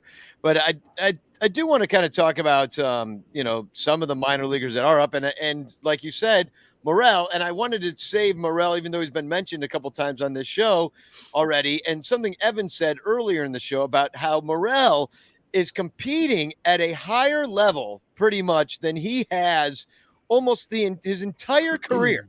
100%. Like, here's a guy between AA and AAA in 2021 had an OPS of 729. With the big league club, it's almost 100 points higher. So, talk to me about Morel, a morale athlete. We just had Dom on the show. What did Christopher Morel find in Chicago or within the last couple of years? Greg, you've been watching him for longer than us. He learned how to not swing and miss and learned how to take walks, and you can't really predict that. I mean, I had Morel coming into the season down around ranked 20th in the system or so. I think 18, something like that. And it was because he just learned last year how to start taking some more walks. He was still striking out quite a bit, swinging and missing through a lot of pitches. And it's all of a sudden this year he came up to the bigs and then stopped swinging and missing, and he was drawing a bunch of walks. Who is this guy? It's he's always had the loud tools, him hitting the ball 2 million miles an hour. That's a fact. And playing really good defense, showing off the arm, stuff like that. He's always had that stuff. It's just the taking good ABs that he wasn't doing. And I mean, that's kind of hard to predict for anybody to do. And he did it. Yeah, we call those ass stats. Yeah, that's an ass stat on this show. You pulled that stat out of your ass. Out of your ass, yeah. 1 million miles. And what I want to know, though, is how many more at-bats does he still need in AAA to be called a major leaguer? Because that was always the story. These guys had to have a certain amount of at-bats, or else there was no possible way that they could play. I think that's an old story now. They brought him up pretty much from AA at this point. And, Alex, what do you kind of see? I know you kind of said you wanted to talk about some of the young guys. Yeah, I mean, with Morel, the thing is that we kind of know what his weaknesses are. I mean, we have seen him get into ruts. We have seen him have some kind of crappy ABs. But the thing that you notice, too, is that you remember when he was batting leading off and he started to struggle, and then he was moved down, and all of a sudden he started to hit again.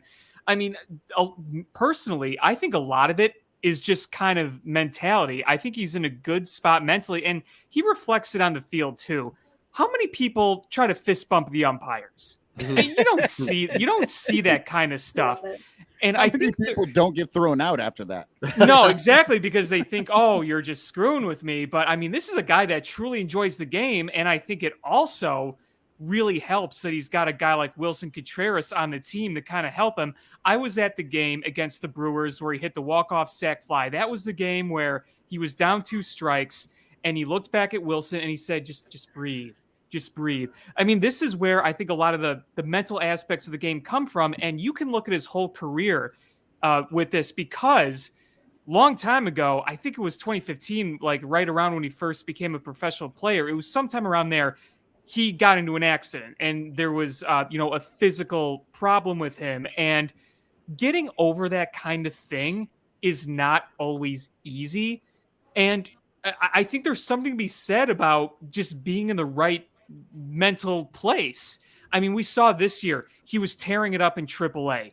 I mean, that could do a lot of confidence for you. He was putting up incredible numbers. And I remember when he was still in AAA thinking, maybe we see this guy get promoted soon to AAA sometime this year. And I think that just being in that right place mentally and having guys on the team like Wilson Contreras for now, I think that goes a long way for him. I think that he's in a really good spot, and even there's going to be struggles. We know this. There's going to be struggles. There's going to be adjustment periods. But the fact that he got this great taste in the big leagues that he did, better than I thought he would get, I think that goes a long way for him. I really do. I got to tell you, I just love the Borat mentality of everything that he does. He reminds me of Borat in the way that Borat kisses everybody, and everyone's kind of like, like the way he just kind of comes and grabs and holds and tries to hug people that don't even know him. It's a drunk Crawly, basically. Well, I saw actually somebody was like giving him crap about that. They're like, he's creepy. He just stopped touching him. Like, what? He's literally the sweetest thing. What? Well, and you've been watching him IFG since he played for the Águilas, all Dominican, and you follow a lot of international he baseball. The whole Yeah. I mean, I'm a you've big been Águilas noticing. fan. I follow Lidom as well as a few other leagues, but Christopher played for my Winter League team, and he was an absolute delight to watch. And I know that, like, you pulled up the numbers. I never follow numbers. I don't understand them anyway. I don't care very much. I look at what I see on the field, and if it makes me happy, then I'm happy about it. And I enjoyed watching Christopher. He was an absolute delight the entire season long. And I remember like tweeting out, like, you guys should be paying attention to Christopher. He's in our system. Like, you need to watch him because he's good. Like, there's something about this kid, and I'm so excited to see where he's going. And I'm not at all surprised to see that he's thriving here at this level. And it's funny because he wasn't on anybody's prospect list. Like Greg just said, he had him 20th out of our guys, not even a national list. Mm-hmm. This is he was a delight. So, and like you said, you can't predict it. Now, here's the other thing you can't predict is what the hell's going to happen with the guys we just drafted, who I kind of want to look in at right now. Cade Horton going number 1 out of Oklahoma. He was a draft-eligible sophomore, missed 2021 because of Tommy John. Put himself into the first-round consideration with a phenomenal run during the College World Series that culminated with a final record 13 strikeouts in the game. He's a power pitcher. Upper 90s, got a slider in the about 90, and he just hasn't pitched a heck of a lot. But this is what they're calling a high ceiling, low floor, high risk, high reward, high risk pick. So I'll ask you, Greg and Alex, have you been first? You, Greg, I guess. Was this a surprise to you that they went with? Yeah. No, all the mock drafts were bullshit. Am I right? Like, yeah. I mean, the thing is, so when the 7th pick came around, Cam Collier and Brooks Lee, like, there were several guys still on the board that was like, oh, like, they're hitters, and this is what the draft is known for this year, are the hitters. And then the Cubs pop Cade Horton. It's like, what is going on now? Like, there was a lot of like uproar, but like, oh, this is the worst pick ever. It's like, okay, I mean, we cannot possibly say this is the worst pick ever. Like, we can't, like, we just can't do it. That's a tall order. Yeah, it's true. We can be surprised by the pick, and like, I sure as hell was, but like, we can't say it was a bad pick at this point. I mean, I've seen people like citing his like season long stats this year, and that doesn't do any good because I mean, he was coming back from Tommy John. The first half of the season was really bad, and then by the time he got to the conference tournament, he learned how to throw that new slider, and he was throwing the fastball picked up a few ticks, and he had the slider, and he became a completely different pitcher. If you look at the stats from the conference tournament through the College World Series, completely different dude. So, I mean, just you can be disappointed in the strategy and all that good stuff, but like, don't be disappointed in like citing his full season long numbers because that doesn't really mean shit. Yeah. And how long do you think until we would maybe see him at Wrigley? I'd imagine like high A probably next year to start off the year. I don't know that he might not get any innings in this year because he's coming off Tommy John from last year, you know? So, I mean, he threw a decent amount of innings at Oklahoma. He might get a couple innings in at low A or high A this year, but I'd imagine high A and double A next year, which puts him on track for 24-ish, 25. So teams used to have like a short season or something like that these guys would go to. Where do they go now? I mean, do they Arizona? I was going to say, do we have an Arizona like developmental league or something? Basically, like that? it's like you got the Arizona like complex, and because Manfred doesn't like baseball for season teams, and so that's why like low A has been a lot of super young dudes. And it's like all these like 18-year-olds playing at low A. It's like, what on earth is going on? It's because they don't have a short season team to play for. So yeah, these dudes that got drafted and then just go down to Arizona and like working everybody's favorite pitch lab or hitting lab or whatever. So I know people love hearing about that. And how about you, Alex? Were you surprised by that pick for them to take somebody that nobody was really clocking? I mean, the highest I saw him picked was the first round at the end of it. Like somebody had the Braves having him at 30 maybe or something like that, 29. Yeah, I mean, I was definitely surprised by it. And, my initial reaction was a bit of a head scratcher just considering who was still on the board. But here's my thing is sometimes I feel like with the MLB draft, we get into that kind of NBA, NFL mode. And we got to remember, drafting position for a baseball team is not the same as drafting a position for the NBA or especially the National Football League. Yeah. We're not talking about drafting our star quarterback. We're not talking about drafting the next great point guard. We're talking about drafting guys that are going to take several years to develop. Sure, exactly. Yeah. The first base position is kind of a hole, sure. So, why didn't we draft a first baseman or something? Well, it's like you're not going to get that solution next year. Sure, it's a need, but it's not like it's going to be immediate fix. So why not go after a need for the organization, period? Power. Someone's going to end up a first baseman. Right. Yeah. And people forget Justin Steele was drafted in 2014, Greg? Yeah, I mean it was a long. These guys take so long to come up. You're just seeing them now. Yeah, Alex, you're spot on. Like it's. I forget. I think Brett Taylor might have said it. Might have posted a tweet about it earlier this week, where it's like if you look at the draft board after the draft's complete, it's not a ranking of the top prospects 1 through 30 or 1 through however many. It is not. You're constantly trying to work numbers. I think he also referenced it like basically the Cubs did the equivalent of like trading down in the draft. Like you're trading like pick number 7 and pick number whatever, and then you're getting 2 middle. I mean, Cade Horton was ranked like 20th according to MLB Pipeline, and Jackson Ferris, who was a second round pick, was ranked 19th.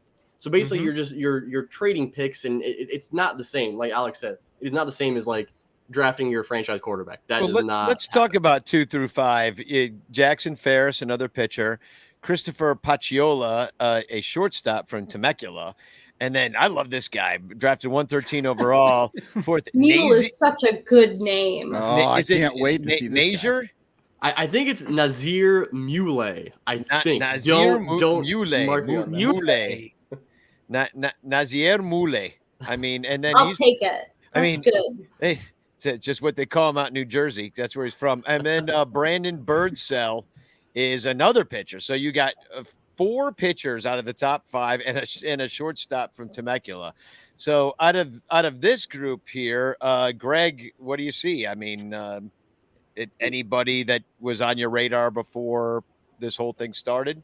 No, honestly, last week. Honestly, none of them. But here's what I'll say: it's the way they attack this draft is very much so like a lot of the high risk, high reward type guys. Where I think that fits really well in the system right now because, like, I think you guys were talking about it before I came on. Like, there is a lot of depth in the system right now. So because there's that depth, you can afford to take some risk and just really gun for some high ups. Like, you need a top of the rotation starter. I mean, there's a lot of guys in the system I like a lot at pitcher. DJ Hers and Caleb Killian and Cole Franklin, Ryan Jensen. There's guys that are good pitchers.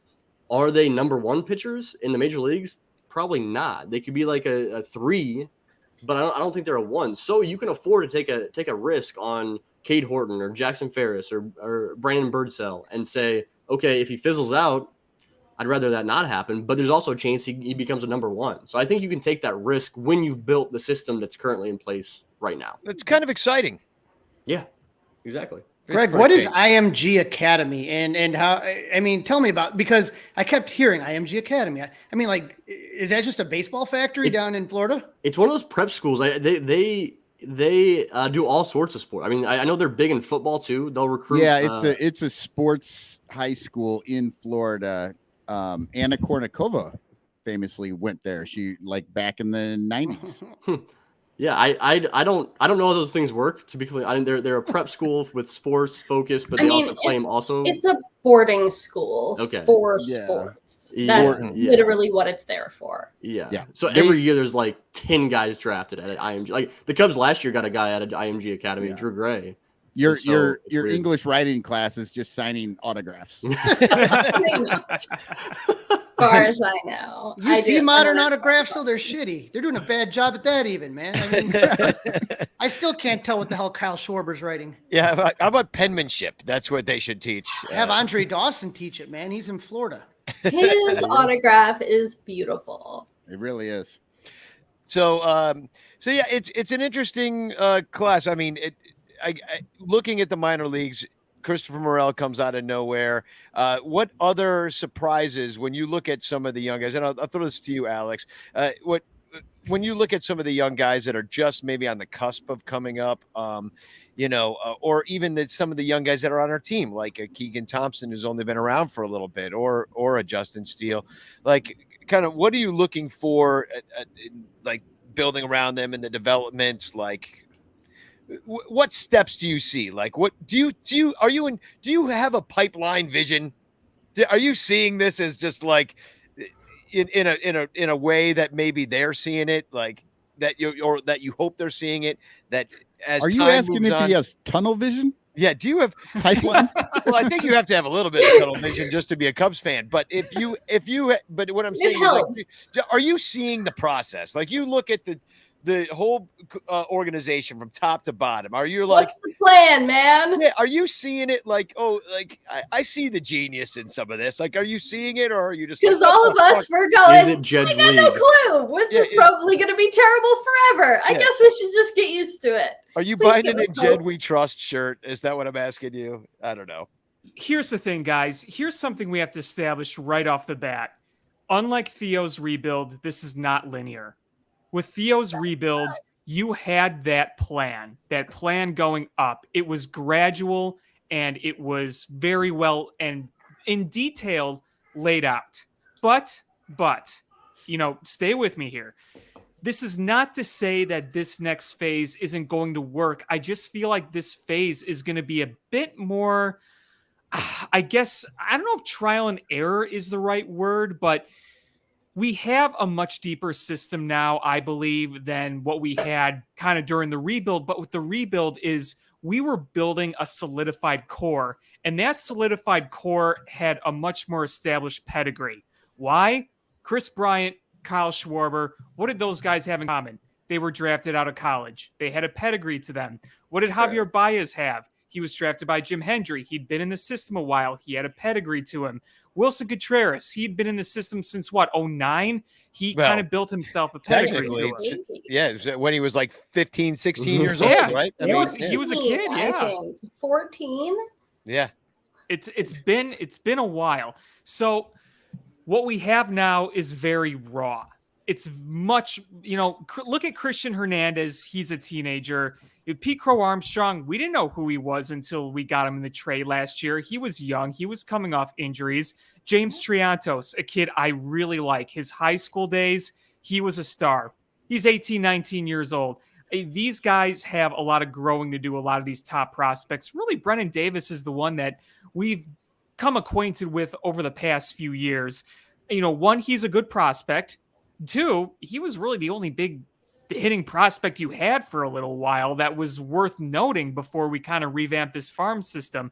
So it's all kind of on a different level right now. Chris Bryant, Kyle Schwarber, and other prospects, they all came up around the same time. Jorge Soler, Javier Baez, within the end of 2014 and the beginning of 2015. This is going to be a little different. We're already seeing potential young pieces like Danny mentioned, Keegan Thompson, Justin Steele, Christopher Morel. And in a few years, you're going to see Caleb Killian hopefully come up and be more of a presence, a regular MLB guy. He came up for a little bit. He's still got some work to do.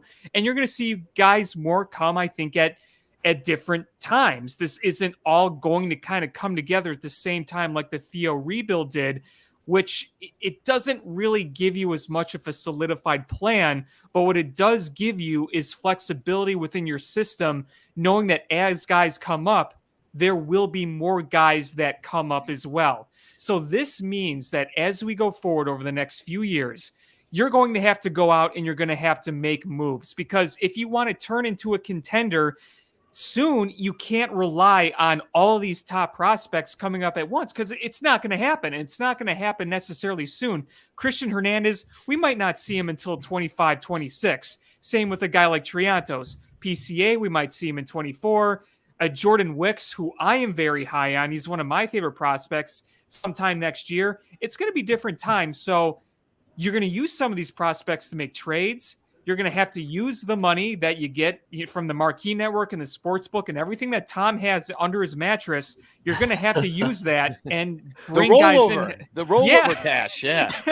I mean, I like to picture Tom Ricketts sleeping on this big lumpy bed that's just filled with cash. And, oh, my back hurts, but it's so worth it because I got all this money.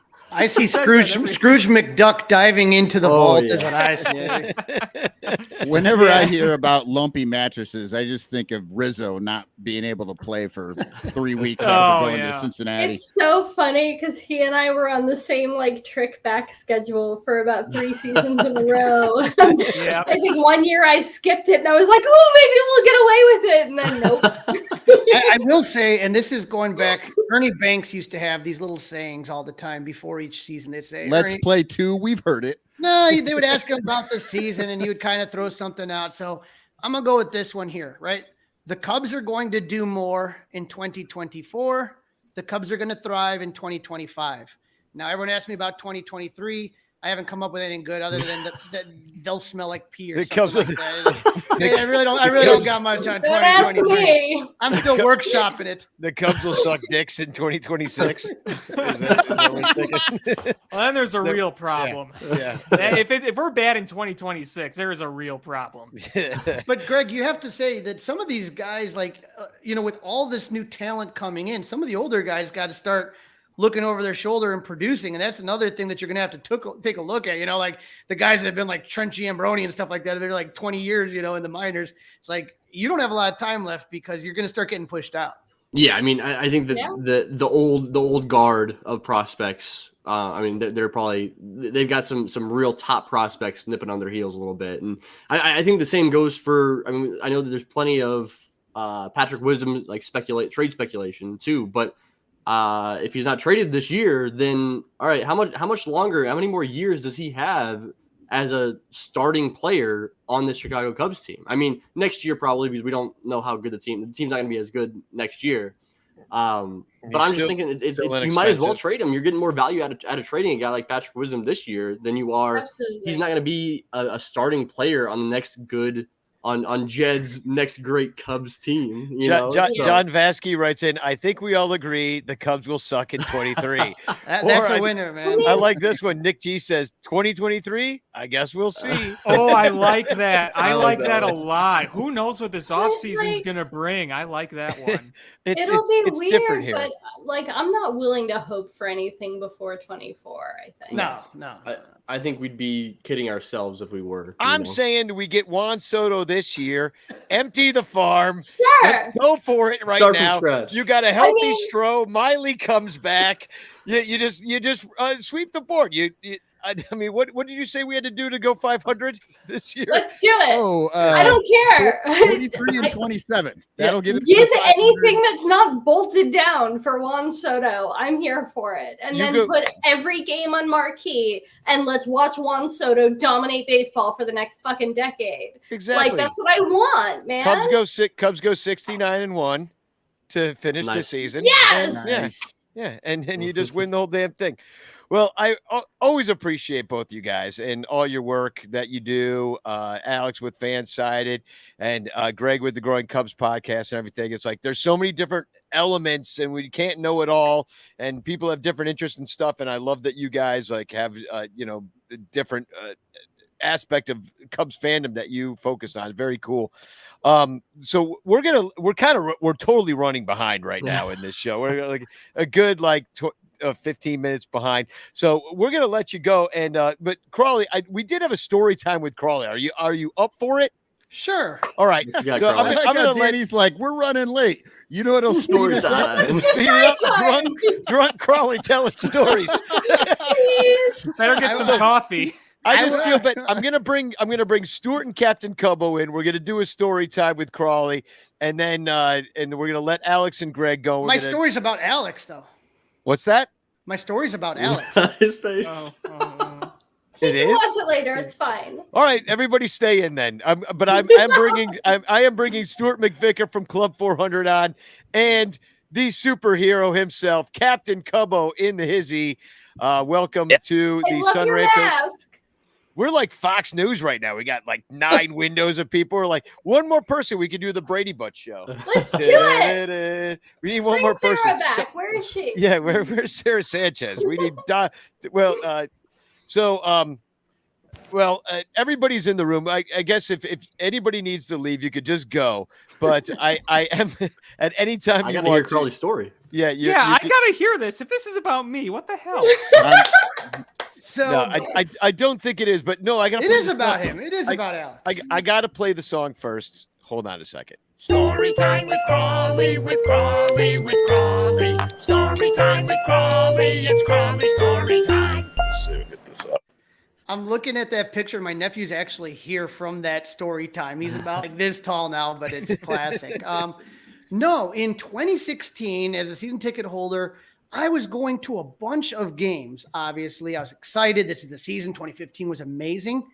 And I just got on this losing rut that you would not believe. I could not catch a win in the Cubs' best home record ever. And everyone keeps writing to me, hey, you and Alex are no longer allowed to go to games at all. Stop going to games. And I said, who's Alex? And they're like, Shy Fan Patt, he can't win a game. Alex, you had an absolutely awful run as well in 2016. That's true, I did. Yes. Here's a little background on that too, is my dad and I, it was the year I graduated college, we got one of those ticket packs. So you get like 6 or 8 games. We did it this year and we immediately regret it, but that's a whole other story. So we did it for 16 and we got the package that had Sunday getaway games. The only games they lost to Wrigley that year were those Sunday getaway games. So go figure. Joe Madden was eating the meatloaf. They had already won the first 2. And he's like, we got meatloaf. Let's just put out, the bench basically. Right. I mean, Stella's playing left or whatever, Caesar was in there. LaStella was in there. Yeah. And Chris Coughlin. Chris Coughlin was in there. And there was one game against the Rockies. Actually, I've seen this 2 freaking times in 16 and 17. I've seen Tyler Chatwood own our asses in person twice. But that was the funny thing is I think I went on a stretch of like 10 straight losses in a row at Wrigley in 2016. It was absolutely almost unheard of. You could have thrown a dart and at the schedule and you would have probably seen a win. And I had a 10 in a row and Alex had a similar streak. And I'm like, I got to follow Alex just because. Stop going. But I'm not going to stop going. I can't. But it was just so funny to like, that's how I got to know Alex is because right. And if you guys have been watching Twitter, Kara Fagan, I think is 0-9 or 0-10 this year. Yeah. But like this year, it's more understandable. You know what I mean? But like in 2016, you were almost guaranteed. And that's what I missed the most is like, when I would go to games in 2015, 16, 17, you'd walk in with that strut, that swagger, and I wonder how many we're going to win by today. And now I go to a game and it's like the Baton Death March. I'm like, well, I guess I got to leave Lucky Doors and finish my beer. And I guess I'll go in and watch the Cubs absolutely crush my soul one more time. Can I tell you, just from a personal level, I started like considering myself a Cubs fan in 1998. The first time I saw Wrigley Field with my own eyeballs was Memorial Day weekend. I did 4 games in 3 days, won 1 game out of 4, and left with my run differential absolutely equal to when I got there. That's my team. So I do want to welcome to the show and Stewart McVicar from Club 400. Welcome on. Captain Cubbo is here as well. Captain, can you hear us now? Me comprende. Puede oír. Okay. Sí, yo me oye. Sí, perfecto. But before we get, Crawly, is that your story, or are you going to do the other story? We'll do the other story. I'm sorry. I just saw Alex and it just no, got we me can do off. the other story in a bit. I just wanted to bring Cubbo on because I wanted That to. wasn't even the story. No, that wasn't even the story. He told it. You were right about that, Michael. You were right when you said that if I let him tell a story, that it was going to make everything take longer, and then he didn't even tell the right fucking story. So I don't even know what the hell. I got all this. I got all this stuff. Look, I asked him to tell the story about when he got. I'll tell a story. Here we go. Hey, I'm gonna roll out of here, guys. Thank you so Greg's much. like, I'm done with this. Greg's like, fuck. I'm sorry. I didn't sign up for I this. appreciate it, everybody. No, you got to go. Totally understandable. But thanks, Greg. The story was about how he became a Cubs ring bearer, which here he is with all the Cubs ring bearer people, and he got nominated and everything. And this is what I think is really cool. Is like here's Crawly meeting Miguel Montero, who he gave the ring to, and now here's that same picture signed by Miggy. Now, now here's Crawly with Miggy on the field. Now here's Crawly with that same photograph signed. The other cool thing, and this is where Stewart kind of comes into the situation, is that Stewart, because of the here's the ring bearer jersey that was given to Crawly the day he gave the jersey to Miguel Montero. Well, Miguel Montero had one with Montero with the gold lettering and everything like that. Well, Stewart said, "Oh my God, we got to give this. We got to get this jersey for Crawly," and he made it freaking happen. And so the other, just last week or last winter, I think it was for the Christmas party. Yeah. We gifted this Miguel Montero jersey to Crawly, and now he's got the game used jersey from the game there where he gave the ring to Miguel. And so, and I think I told it faster than you would have. That was Club 400. That was the Cubs group. And that, of course, was the Ranters, who are some of the most generous people I know. And Stewart, heart as big as you can imagine. And I don't know, Danny, if you saw the picture, it is actually at the Framers as we speak right now. Catch 22, our friend Jason Ketchuk. Nice. There it is. Yeah, there so, it is right yeah, there. if you look, there's a Montero jersey. Mine's underneath. There's those pictures that I have. If you look there, that's the actual tickets. I never even took them out of the book in 2017. So I cut them up. They're all fresh. So nice. When that's done, I'll make sure to send everybody pictures and it's going to be beautiful. I'll tell you that. Very cool. I love it.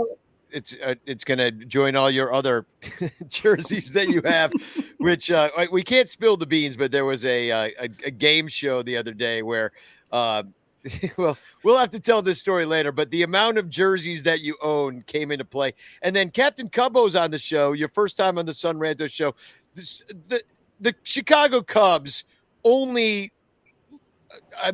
official superhero, I would say. Ronnie Woo Woo cannot fly. You can fly, I assume. You have a cape. Just a little. So, falling with style. Tell me, Captain Cubbo, how did you get started being Captain Cubbo? How did this come to be? I'll tell you, just like Crawly, talking about little stories. I grew up across the street from Wrigley Field. My parents had the property from 1971 to about 1989. So it's always been in my blood, hopping in, jumping into the seventh inning when I don't have a ticket, to come see the games, and selling souvenirs and probably being the biggest souvenir vendor at fourth grade at about 150 pounds, So I worked my way. It was always in my blood. And before you know it, about 2015, I'm always going into cosplay and going to, dressing up here and there. And sure enough, when I saw the Cubs were doing really well, I decided, let me try this character out. So the only thing that I have that's original is the cape. I obviously had a luchador mask. It didn't work out very well. It was getting too hot. I used a rubber mask at one time that I transformed from a Flash character. I only used it one day because I wore it to the bleachers, and I should have had like a gutter underneath her because I sweated profusely in my face. And lo and behold, I decided to finally come with this mask here. So it's always been in my blood. My dad taught me right, since I grew up across the street, having this inside of me. And lo and behold, little by little, with Marvel, coming out about, I decided, hey, why don't I just keep going with this and see what happens? And lo and behold, Captain Cubbo was alive, and I just keep growing off of it. I keep, adding more to it and trying to be the superhero. Despite, how bad things are, I can at least make them chuckle or laugh a little bit or take a picture and take their minds off of what's going on back at the park. You know what I mean? Hell yeah. Well, you're definitely one of the, I love, you're always down there. You really come to the games. You're out in the stands. You're hanging out with people. You're taking pictures. You're just a wonderful part of the fabric of Wrigley Field. And I really appreciate what you did recently. Longtime watchers of the Son Ranto show know that recently I chopped a cup snake in half. And let me just show the video. Let's see this. I haven't seen the video yet.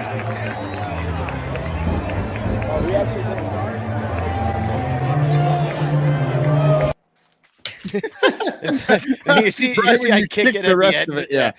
Yeah. So it was an act of violence, I will admit, but you're trying to help me out. You're trying to help me out here, Mr. Captain, because you've made me a cup chopping glove. So check this out. You're very That's awesome. Very crafty. Here it is. The other side. There's the other side of it. It's got the two-side beer snake chopping glove, and you even have a little prototype of there's me in shorts with my giant glove on and chopping. You can kind of see, and there, no, you have them live here. Let me see if I can make you the. There we go. We did. Well, no, put them on. That's it. No, they gonna let me bring that to the bleachers? Yeah, as long as yeah. You should be fine. I don't know about that. I mean, I can put it in my pants or something. I don't know. Don't worry, I can hide it in my cape, behind my cape for you. There you go. Just hand it off or something. I'm gonna tell you, you're gonna have to go to Ball Hawk and have him throw it over the left field fence. Yeah. That's the only way that's coming in. I bring these to the ball game, so I know. Oh, that's a great segue. So you're drinking a Club 400 beer, and I don't drink. I'm just promoting for my buddy here. Exactly. Club 400 beer, the baseball drinking beer.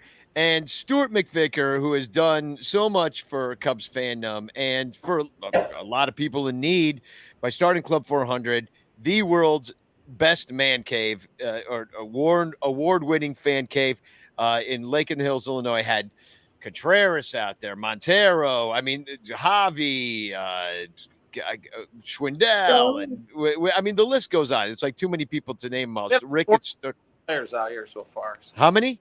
We've had over 40 players. Yeah, exactly. So we could sit here all night and I could list them all. But the way that it all started was by you raise money for your friend Nick, who needed a leg, who's missing a leg. Ricketts came out. You raise enough money for the leg, and you're like, hey, it's a good idea. Everybody likes coming out here. We'll get it catered, da-da-da. And recently, you've started a new program where you're bringing people to baseball games. You want to tell me a little bit about how that's going, what that's all about, and how it started? We're allowed to do 2 large events every year at Club 400. We work with the city. We work with the police. We get noise permits and everything. So we work together. So we're allowed 2 events. And we just had an event May 27th. Marcus Stroman came out. It was an awesome time. I was looking for infield fly girl. She didn't show up. I don't know where she was. I tried so hard. My ride had COVID. And we had a great time on that. We raised $31,349 that night. Portion went to the Lost Boys. Danny Levante, he's awesome. And it was a charity that I had my eye on a long time to help out. And then Marcus Stroman, the HDMH Foundation, which, by the way, our first event that I didn't actually hook us up. Crawly was behind the scenes making this happen. And I thought, man, what better player to bring out with Marcus Stroman, just because, his excitement that he brings to the ballpark every single day. And he brought it. The Stroh Show was definitely in the house on May 27th here. But like I said, we only allowed to do 2 events a year. So I was thinking last year, I was tagged on Facebook many a times about this a girl named Nicole wanted to take her friend Heather to one last Cub game. So she was in hospice and everything. And anyways, I've written out big checks thanks to everybody that has been a part of Club 400, because Club 400 definitely isn't me. It's a group. Group includes all of you guys here. We'll get Infield Flagger out here soon, but so it was a wonderful day. It cost us about $2,000, but I mean, honestly, the reward for doing that and just giving someone one last day at Wrigley Field, it was such a rewarding experience. So she passed shortly after that, right? Yeah, she actually came up here with her family, which was unbelievable because I didn't think that would be able to happen. We had a nice luncheon here and stuff. And it was just so rewarding, It was such a great experience. So this year we're starting up, and I told Nicole, which, by the way, Nicole, I ended up hiring Nicole to do work on Club 400. And I said, Nicole, how can we, I got an idea. I said, we need to stay relevant without just two events a summer. So I really like what we did for Heather last year. So let's start a program out there, and let's get Cub fans who maybe can't get to the ballpark because of money, because of health issues, or a lot of people aren't used to coming to the city, so they're afraid to come down. They don't know where to park, they don't know where to get in. So let's get people to the ballpark that normally probably couldn't, So we had this program called Honoring Heather, and it's we just started it. We took a little boy to the game with brain cancer last Saturday, and let me tell you, we pulled out all the stops for him.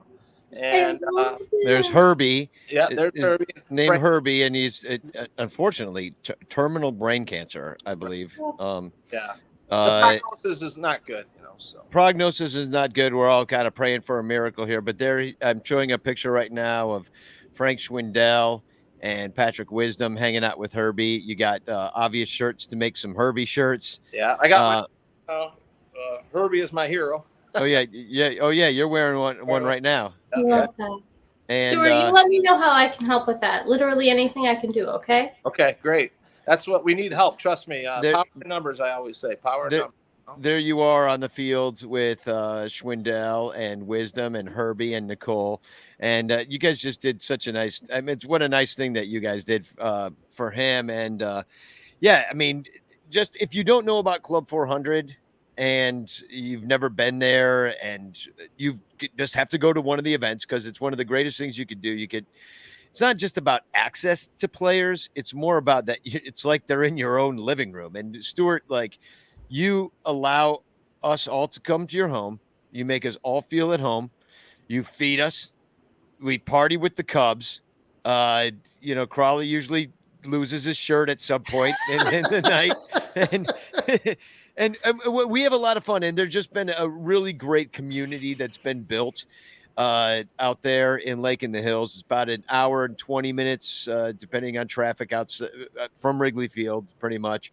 And I know Captain Cubbo, you've been a bunch, and Crawly, you've been to almost everything, and it's just all been out there. It's such a wonderful thing that you do, and I just want to encourage everybody to at least check out the website Club400Cubs.com, correct? Yeah, that's correct. Yeah, I was thinking when I was Saturday was a special day, and I just wish and I know it's not possible, but I don't know why I was this was never a plan of mine. I just wanted to build the best place to watch Cubs games when you weren't at Wrigley Field, and the whole charity thing it's evolved to it. But when I was on the field Saturday, I stepped back for the most part and let Herbie do his thing, with the players, and it was just unbelievable. But as I was standing back, I was like, man, I am truly the luckiest guy in the world, and I just wish all the people in Club 400 could be standing right next to me, because what we're doing is truly special, and I'm looking for this program to keep going on and on, not just this year, but every single year. And it's just such a rewarding experience. And met his parents, and his Herbie's best friend, his uncle was there, and it was an amazing day. Let me tell you, it was a high. And I wish I could have given all that high to all you guys, because it was just a wonderful experience. And like I said, we want to do it a whole bunch more. In fact, we're going to do it again in August. Right now we're picking our August winner, and we're going to do a September winner also. And we're going to just pull out all the stops. Like I said, give them the best possible day at Wrigley Field. Pick them up in a limo. Transportation's taken care of. Tickets are taken care of. Food is taken care of. Thanks to the Chicago Cubs, They gave us 4 1914 tickets, and they had first row behind the home plate, so it was pretty awesome.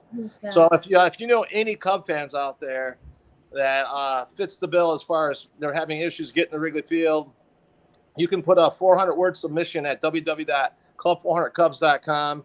And like I said, we're going to keep all of them. We're going to kind of address the ones that maybe need addressing first. But I told Nicole, keep them all, because we'd love to help out as many people as possible. Yeah, I dropped that link in the chat too, club400cubs.com. And definitely check out the website. You can see some pictures of the space, and there's been a lot of articles and a couple of TV specials done on the space too. You have a lot of great memorabilia, and it's just it's like a little Cubs museum that you built. You've got a better Cubs museum than the Cubs. And so does Crawly, so does Captain Cubbo, so does IFG, Infield Fly Girl. In fact, I asked Crawly to do a little show and tell. I asked Infield Fly Girl to do a little show and tell. We totally ran out of time to even do it, but like it's I will say this though, when when I first started going to Club 400, you sit there and you're like, oh boy, I'm going to meet this player and I'm going to get, what am I going to get autographed? And now I don't even give a shit who the player is. I just want to see my friends. And Right. that's probably the best thing I could say about Club 400 is the friends that I've made there.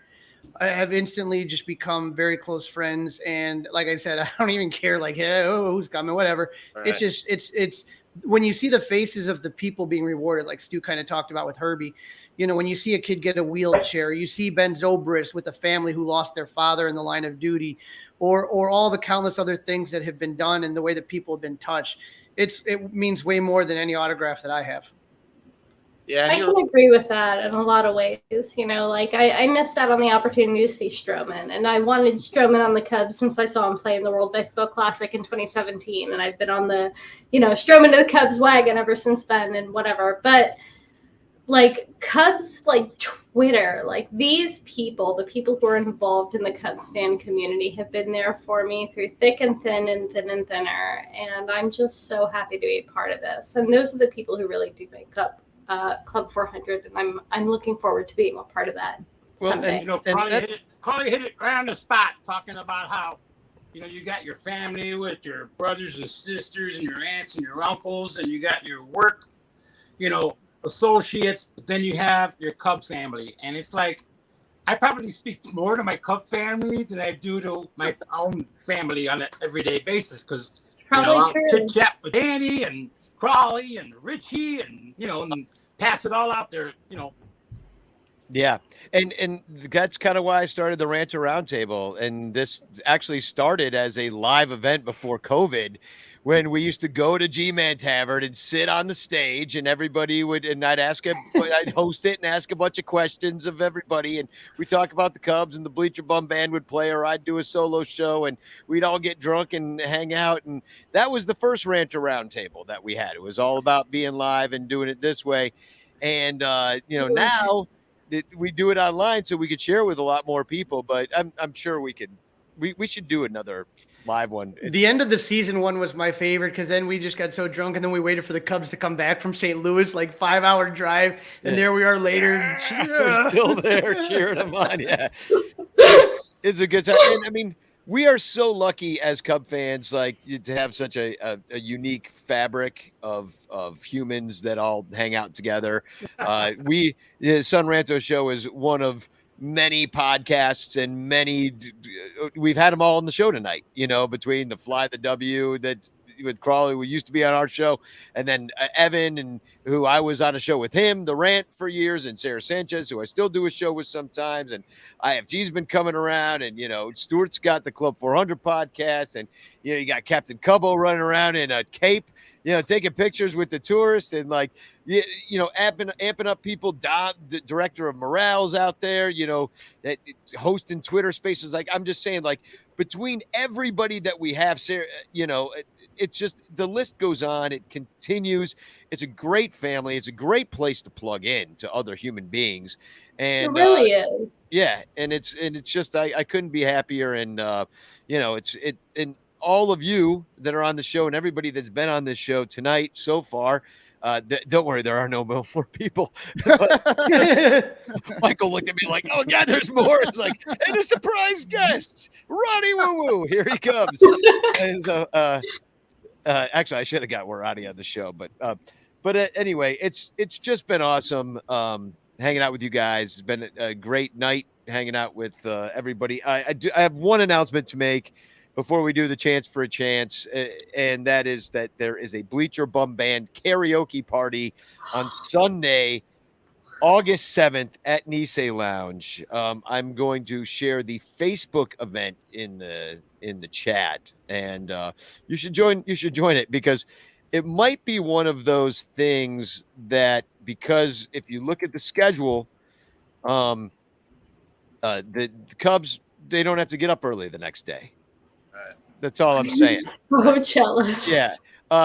Stewart, do you have an announcement to make there, or are we not there yet? Yeah, no. I'm pretty excited about it, actually. You know, Club 400, the way we always operated was we give all their money to charity. So we try to leave like $1,500 in the bank account. But as we're growing, we're trying to do more things, like I said, with this program and so forth and so on. Our first ever event, which thankfully I got to thank WrigleyView.com. That's a rooftop. That's the only independent rooftop. That's 1050 Waveland, located right next to the fire station. The owner's Aiden. He has given us his rooftop for August 21st, and we are going to throw the biggest party you've ever seen in your entire life. We're going to call it Club 400 Palooza. We got, going back to December, we had Patrick Wisdom out, and in January we had Frank Schwindel out, and those guys have been unbelievable to us. I always say, our events is only as good as the guests, and those guys were like the best back-to-back guests we've ever had, and they stuck with us. They've helped us out. They just helped us out with Herbie on Saturday. So they're coming out to the game. They're the only two guys on the bill because they work with us so easily. But it's a party day. Oh, yeah. So it's going to include the Cubs game at 1:20. We're going to do a podcast, and we're going to do a podcast looking over Gate D. I don't know if we're going to get in trouble over that, but I don't really care. We'll do baseballs. We're going to throw out T-shirts. I want Danny to play a couple songs in front of everybody out there. It'll be awesome. We'll get all you guys on the mic, and we're just going to have a really good time. And then after, more importantly, and it's the rooftop is going to have Buena beef food on there, hot dogs, beefs, and all that good stuff.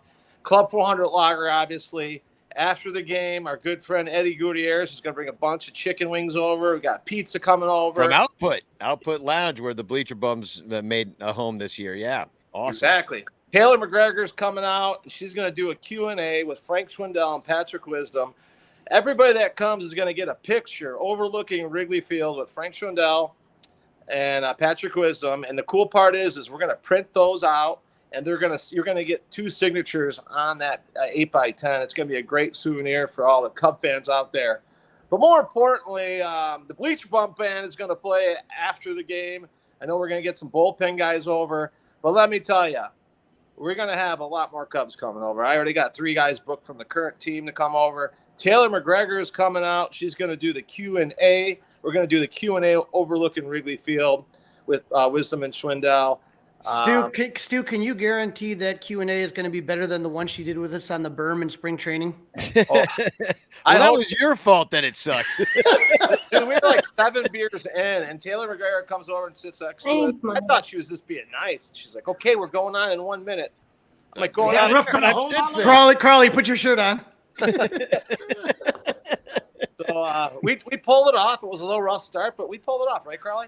Yeah, the weather's great here. You guys, the weather's just the best out here. You come down, you just hang out with your friends, you're sitting down here. You got the Cubs, you got the beer, you got the grass, and the baseball. Saltamachia backwards. Yeah, it was good. It was Exactly. a fun time, and I got a feeling that Club 400 Palooza is going to be an epic party. I already got a ride home, so I'm good. Well, here's my question: are there tickets for sale? And if they aren't, when are they going to be on for sale? Right. Where do you buy them? And we just dropped the podcast. It's going to go in depth about the Strowman party, and then we dropped a way that you can get a pre-sale passcode. But yeah, tickets are, unfortunately, our website guy went on vacation, but we expect to be selling tickets by Monday. I believe the tickets are going to be $210 per ticket. The money's going to go straight to Club 400. Cub fans helping Cub fans. It's finally going to give us a cushion we never had. It'll allow us to do great things in the postseason too. I'm already wanting to do a trip to the Cubs convention for a lucky fan, and we're just going to do awesome stuff. So we got Ray Bursch is going to be there. He's just a good friend of Club 400. He comes out to all our events, and like I said, we got a couple starting pitchers coming out. Patrick Wisdom and Schwindel. I told them to bring everybody over because they walk out gate D. They head over to the yeah. Instead of going to the parking lot where the car is parked, they just walk right to the other side of the firehouse, come upstairs, party with us. Yeah, that was my thinking too. Like, I didn't want to put everybody on the bill. I just wanted to get Frank Patrick on there, and with the game, and then we're gonna have 2 rounds of food. And usually you're kicked off. Usually they cut beer sales off at 7, 7th inning up there. We're gonna go like 2 hours after the game. All right. This is gonna be a long day. You're gonna have to pace yourself. We're gonna go hardcore. You're telling that He's to talking yourself. to Crawly, yeah. And I'm just let the ball players know that I'll be able to drive them home. No problem. Yeah.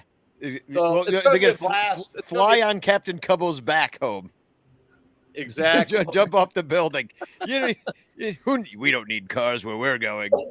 It sounds awesome. There's only about 150 tickets sold. We got to save room for the players and everything like that. Yeah. Because of occupancy issues. But yeah, come out and support us. I promise you, it'll be an unbelievable time. I mean, the package that we're putting together. I went to an event there not long ago with the rooftop, and it was centered around Mongo, and those tickets were $500. We didn't. I'm always a big fan of the win-win situation because we don't take any money. I mean, we are this time. Obviously, we're getting the rooftop for free. But when we have our normal events, we give all our money out to whatever that charity is. But it's going to be Crawly, are you ready for this? Are you ready for like a 10-hour drinking fest or what? Oh, yeah. I already got my anti-hangover remedies all ready and lined up in the sink. It's all good. Hey, Michael, are we going to get you out here for this or what? Yeah, Cotton. I may. That actually, it sounds like fun. The wife and I have been trying to figure out a time to get out there. So, yeah, hopefully we'll both be able to come. Yeah, and IFG, you got to fly back in, and Captain If Cubbo I can will find be a flight and a place to crash, I'm there. It can happen. But you just sleep at the rooftop. Yeah, sleep at the rooftop. You'll be fine. We got the Club 400 condo. If you want a place on the floor, that's fine too. Yeah. We're gonna have. I'm sure that place will be. But, all I have to say is you better take off Monday. That's all I can tell you. Take off Monday. So I think it's time to do a little chance for a chance. This is your last chance to get into the contest where we should put money on this. You should get more than a postcard. But for right now, you just get a love note from me on a Frank Chance postcard if you win this. I'm going to share my screen here. I just stuck around the last hour to see who wins this, and I thought you were going to give out a Jackbox link. Go old school. Well, yeah, exactly. Who wants to play Quiplash? I never want to play Quiplash again. I mean, the pandemic, it just makes me feel like everybody's getting sick and dying is really what it makes me feel.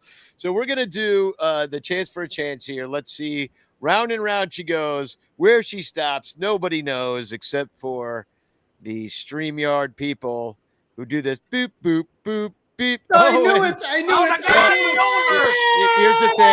Here's the thing. Little Everett won last time, so I don't think he can win twice in a row. So we're gonna draw again. I didn't realize that's Little Everett with Tom Skilling, isn't it? Yes, it is. I did not realize that. Tom's taking it away from the little. We're doing it again. If he wins again. Then he literally won like last night. I know. He's not little. He's 21 years old. Oh, it's John Pincus. Pincus. Yeah, long time listener. Danny, let's roll it one more time for an autographed sweet spot Marcus Stroman baseball. How's that? Oh, now Pincus is sad that he won this one. You just want a dumbass postcard from me. I just saw IFG put Chance in right now. This is for the big. No, you can't win twice. You can't. We're doing it again. We're going one more time. Just so Everett knows, this is not my decision. His name's in there 50 times. Not my decision. Corey Furlong. All right. Winner and still champion. Congratulations, Corey. Corey actually helped me propose to my fiance Nicole out at the Field of Dreams. He set up everything out at the at home plate with a bottle of rum chata so that I could so we could puke in the bathroom in the ladies' room later. So well, thanks for everybody. Any final words, Captain Cubbo? I feel like you should leave us with some kind of like inspirational superhero message. Well, I wanted to tell you a little story because I know playing off of Crawly. Yeah, play the story time bit again. I want to story time with Cubbo. My 15 minutes of fame happened when I was 16 years old. Again, me growing up across the street, me watching 1977, 78. I was watching 78, summer of 70. No, I apologize. Summer of 81. See, I'm getting old, man. Summer of 81, I was watching the ball game on the couch, and Billy Buckner was up. I had a premonition of some sort, but I just had a feeling of some sort that he was going to crack one. And sure enough, swing of the bat, I just got off my couch. I ran down the stairs. I opened up the door. I caught the ball on one bounce on Sheffield, and I ran back in. And you can see, I can't remember whether it was Boudreaux or Brick House, or probably it was more like Harry Carey saying, that guy just ran back into his house. The very next day, I had one of those guys from Channel 7 who does all these fun interviews, knocks on my door, and he says, hey, is this the house where that guy came out and caught that ball? And I go, yeah, that was me. And he goes, oh, come on. I go, seriously. I get all excited. I run to my bedroom. I bring back the ball. I show him. He tells me the story. You know, how did this happen? I said, well, I was just sitting on my couch, and I had a feeling he was going to hit a homer. And when the ball got whacked, I ran out the door, caught the ball, and ran back in to see myself on TV. He goes, hey, how about if I get a camera crew here tomorrow? I said, sure, why not? He calls me up in my rotary phone in my kitchen, and half an hour later, he says, listen, I'll be there in 20 minutes. I got a camera crew. I go, okay. So sure enough, I got my 15 minutes of fame. I got my interview out in my front yard of my house. And that's where it all started. And the next time that they showed a fan who touched a baseball was 2003. yeah, that's right where we should end then, on Bartman. Yeah, perfect. So I would like to thank everybody that participated in tonight's roundtable: Michael Cerami, Sara Sanchez, Evan Altman, Cody Delmendo, the director of morale, Dom Crawly, of course, is still here. IFG still here. Greg Huss and Alex Patt, who were just here. Stewart, who was here. Captain Cubbo, and of course you, Michael Cotton, for always being here. And you know, I had a hell of a time tonight. It's a great crew. Being a Cubs fan is better. It's just better than any other fandom. I'm not a fan of anything else, just the Cubs, but I can't imagine that other people are doing something like this. I've never seen it, and I think we're unique. I think we should continue to be unique, and everybody keep flying your freak flag and having a good time. And I think we'll get back there. We'll get back there. It just won't be this year. We'll have fun the whole way. We're going to have fun. 2003, we'll see. Rejected, whether they like it or not, we're gonna have fun. We might not enjoy it, but we're gonna have fun. Damn it! Yeah. Well, I tell you, I wrote this song right before the Cubs. It was the end of 2016, before they had won it. And I said to myself, you know, I kind of thought to myself, like, this is the best Cubs team I've ever seen. I've never seen a team on a roll like this. And I wrote a song called Cubs Time Machine.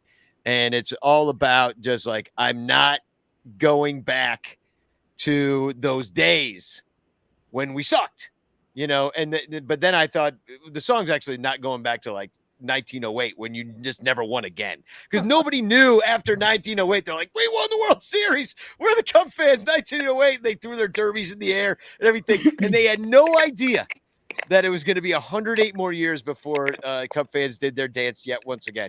And I said to myself, I'm not getting back in some time machine and going back to some time where we lose for 108 years straight. And I feel that way tonight. So I'm going to end the show with that. And thank you all to the ranters, especially our Patreon supporters who support us at patreon.com/Son Ranto. The show does not happen without you. So thank you so much. Thank you to all of you here on the show. And I don't know, that's enough thanks. So here's Spagog, y'all. Love you guys. Love you. Bye.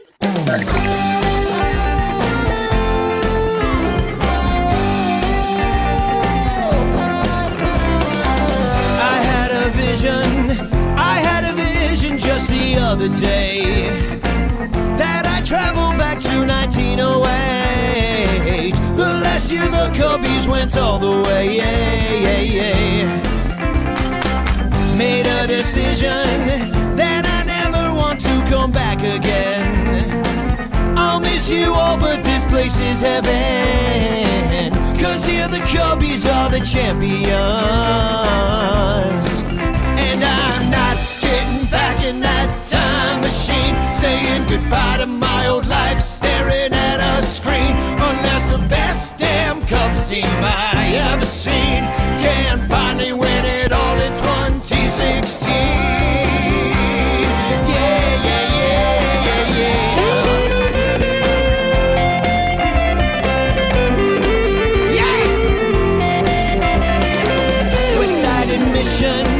To see the game's $1.50. Good thing I left some money in my pants. Now I'm watching Tinkers, Evers, and Chance. Overall's pitching, damn, I had hoped to see Three-Finger Brown. Knows how to throw and mow the batters down. At least I can't afford the tickets now. Wow, oh, wow. And I'm not getting back in that time machine. I'll drive a Model T Ford on 10-cent gasoline, unless the best damn Cubs team I ever seen can finally win it all in 2016.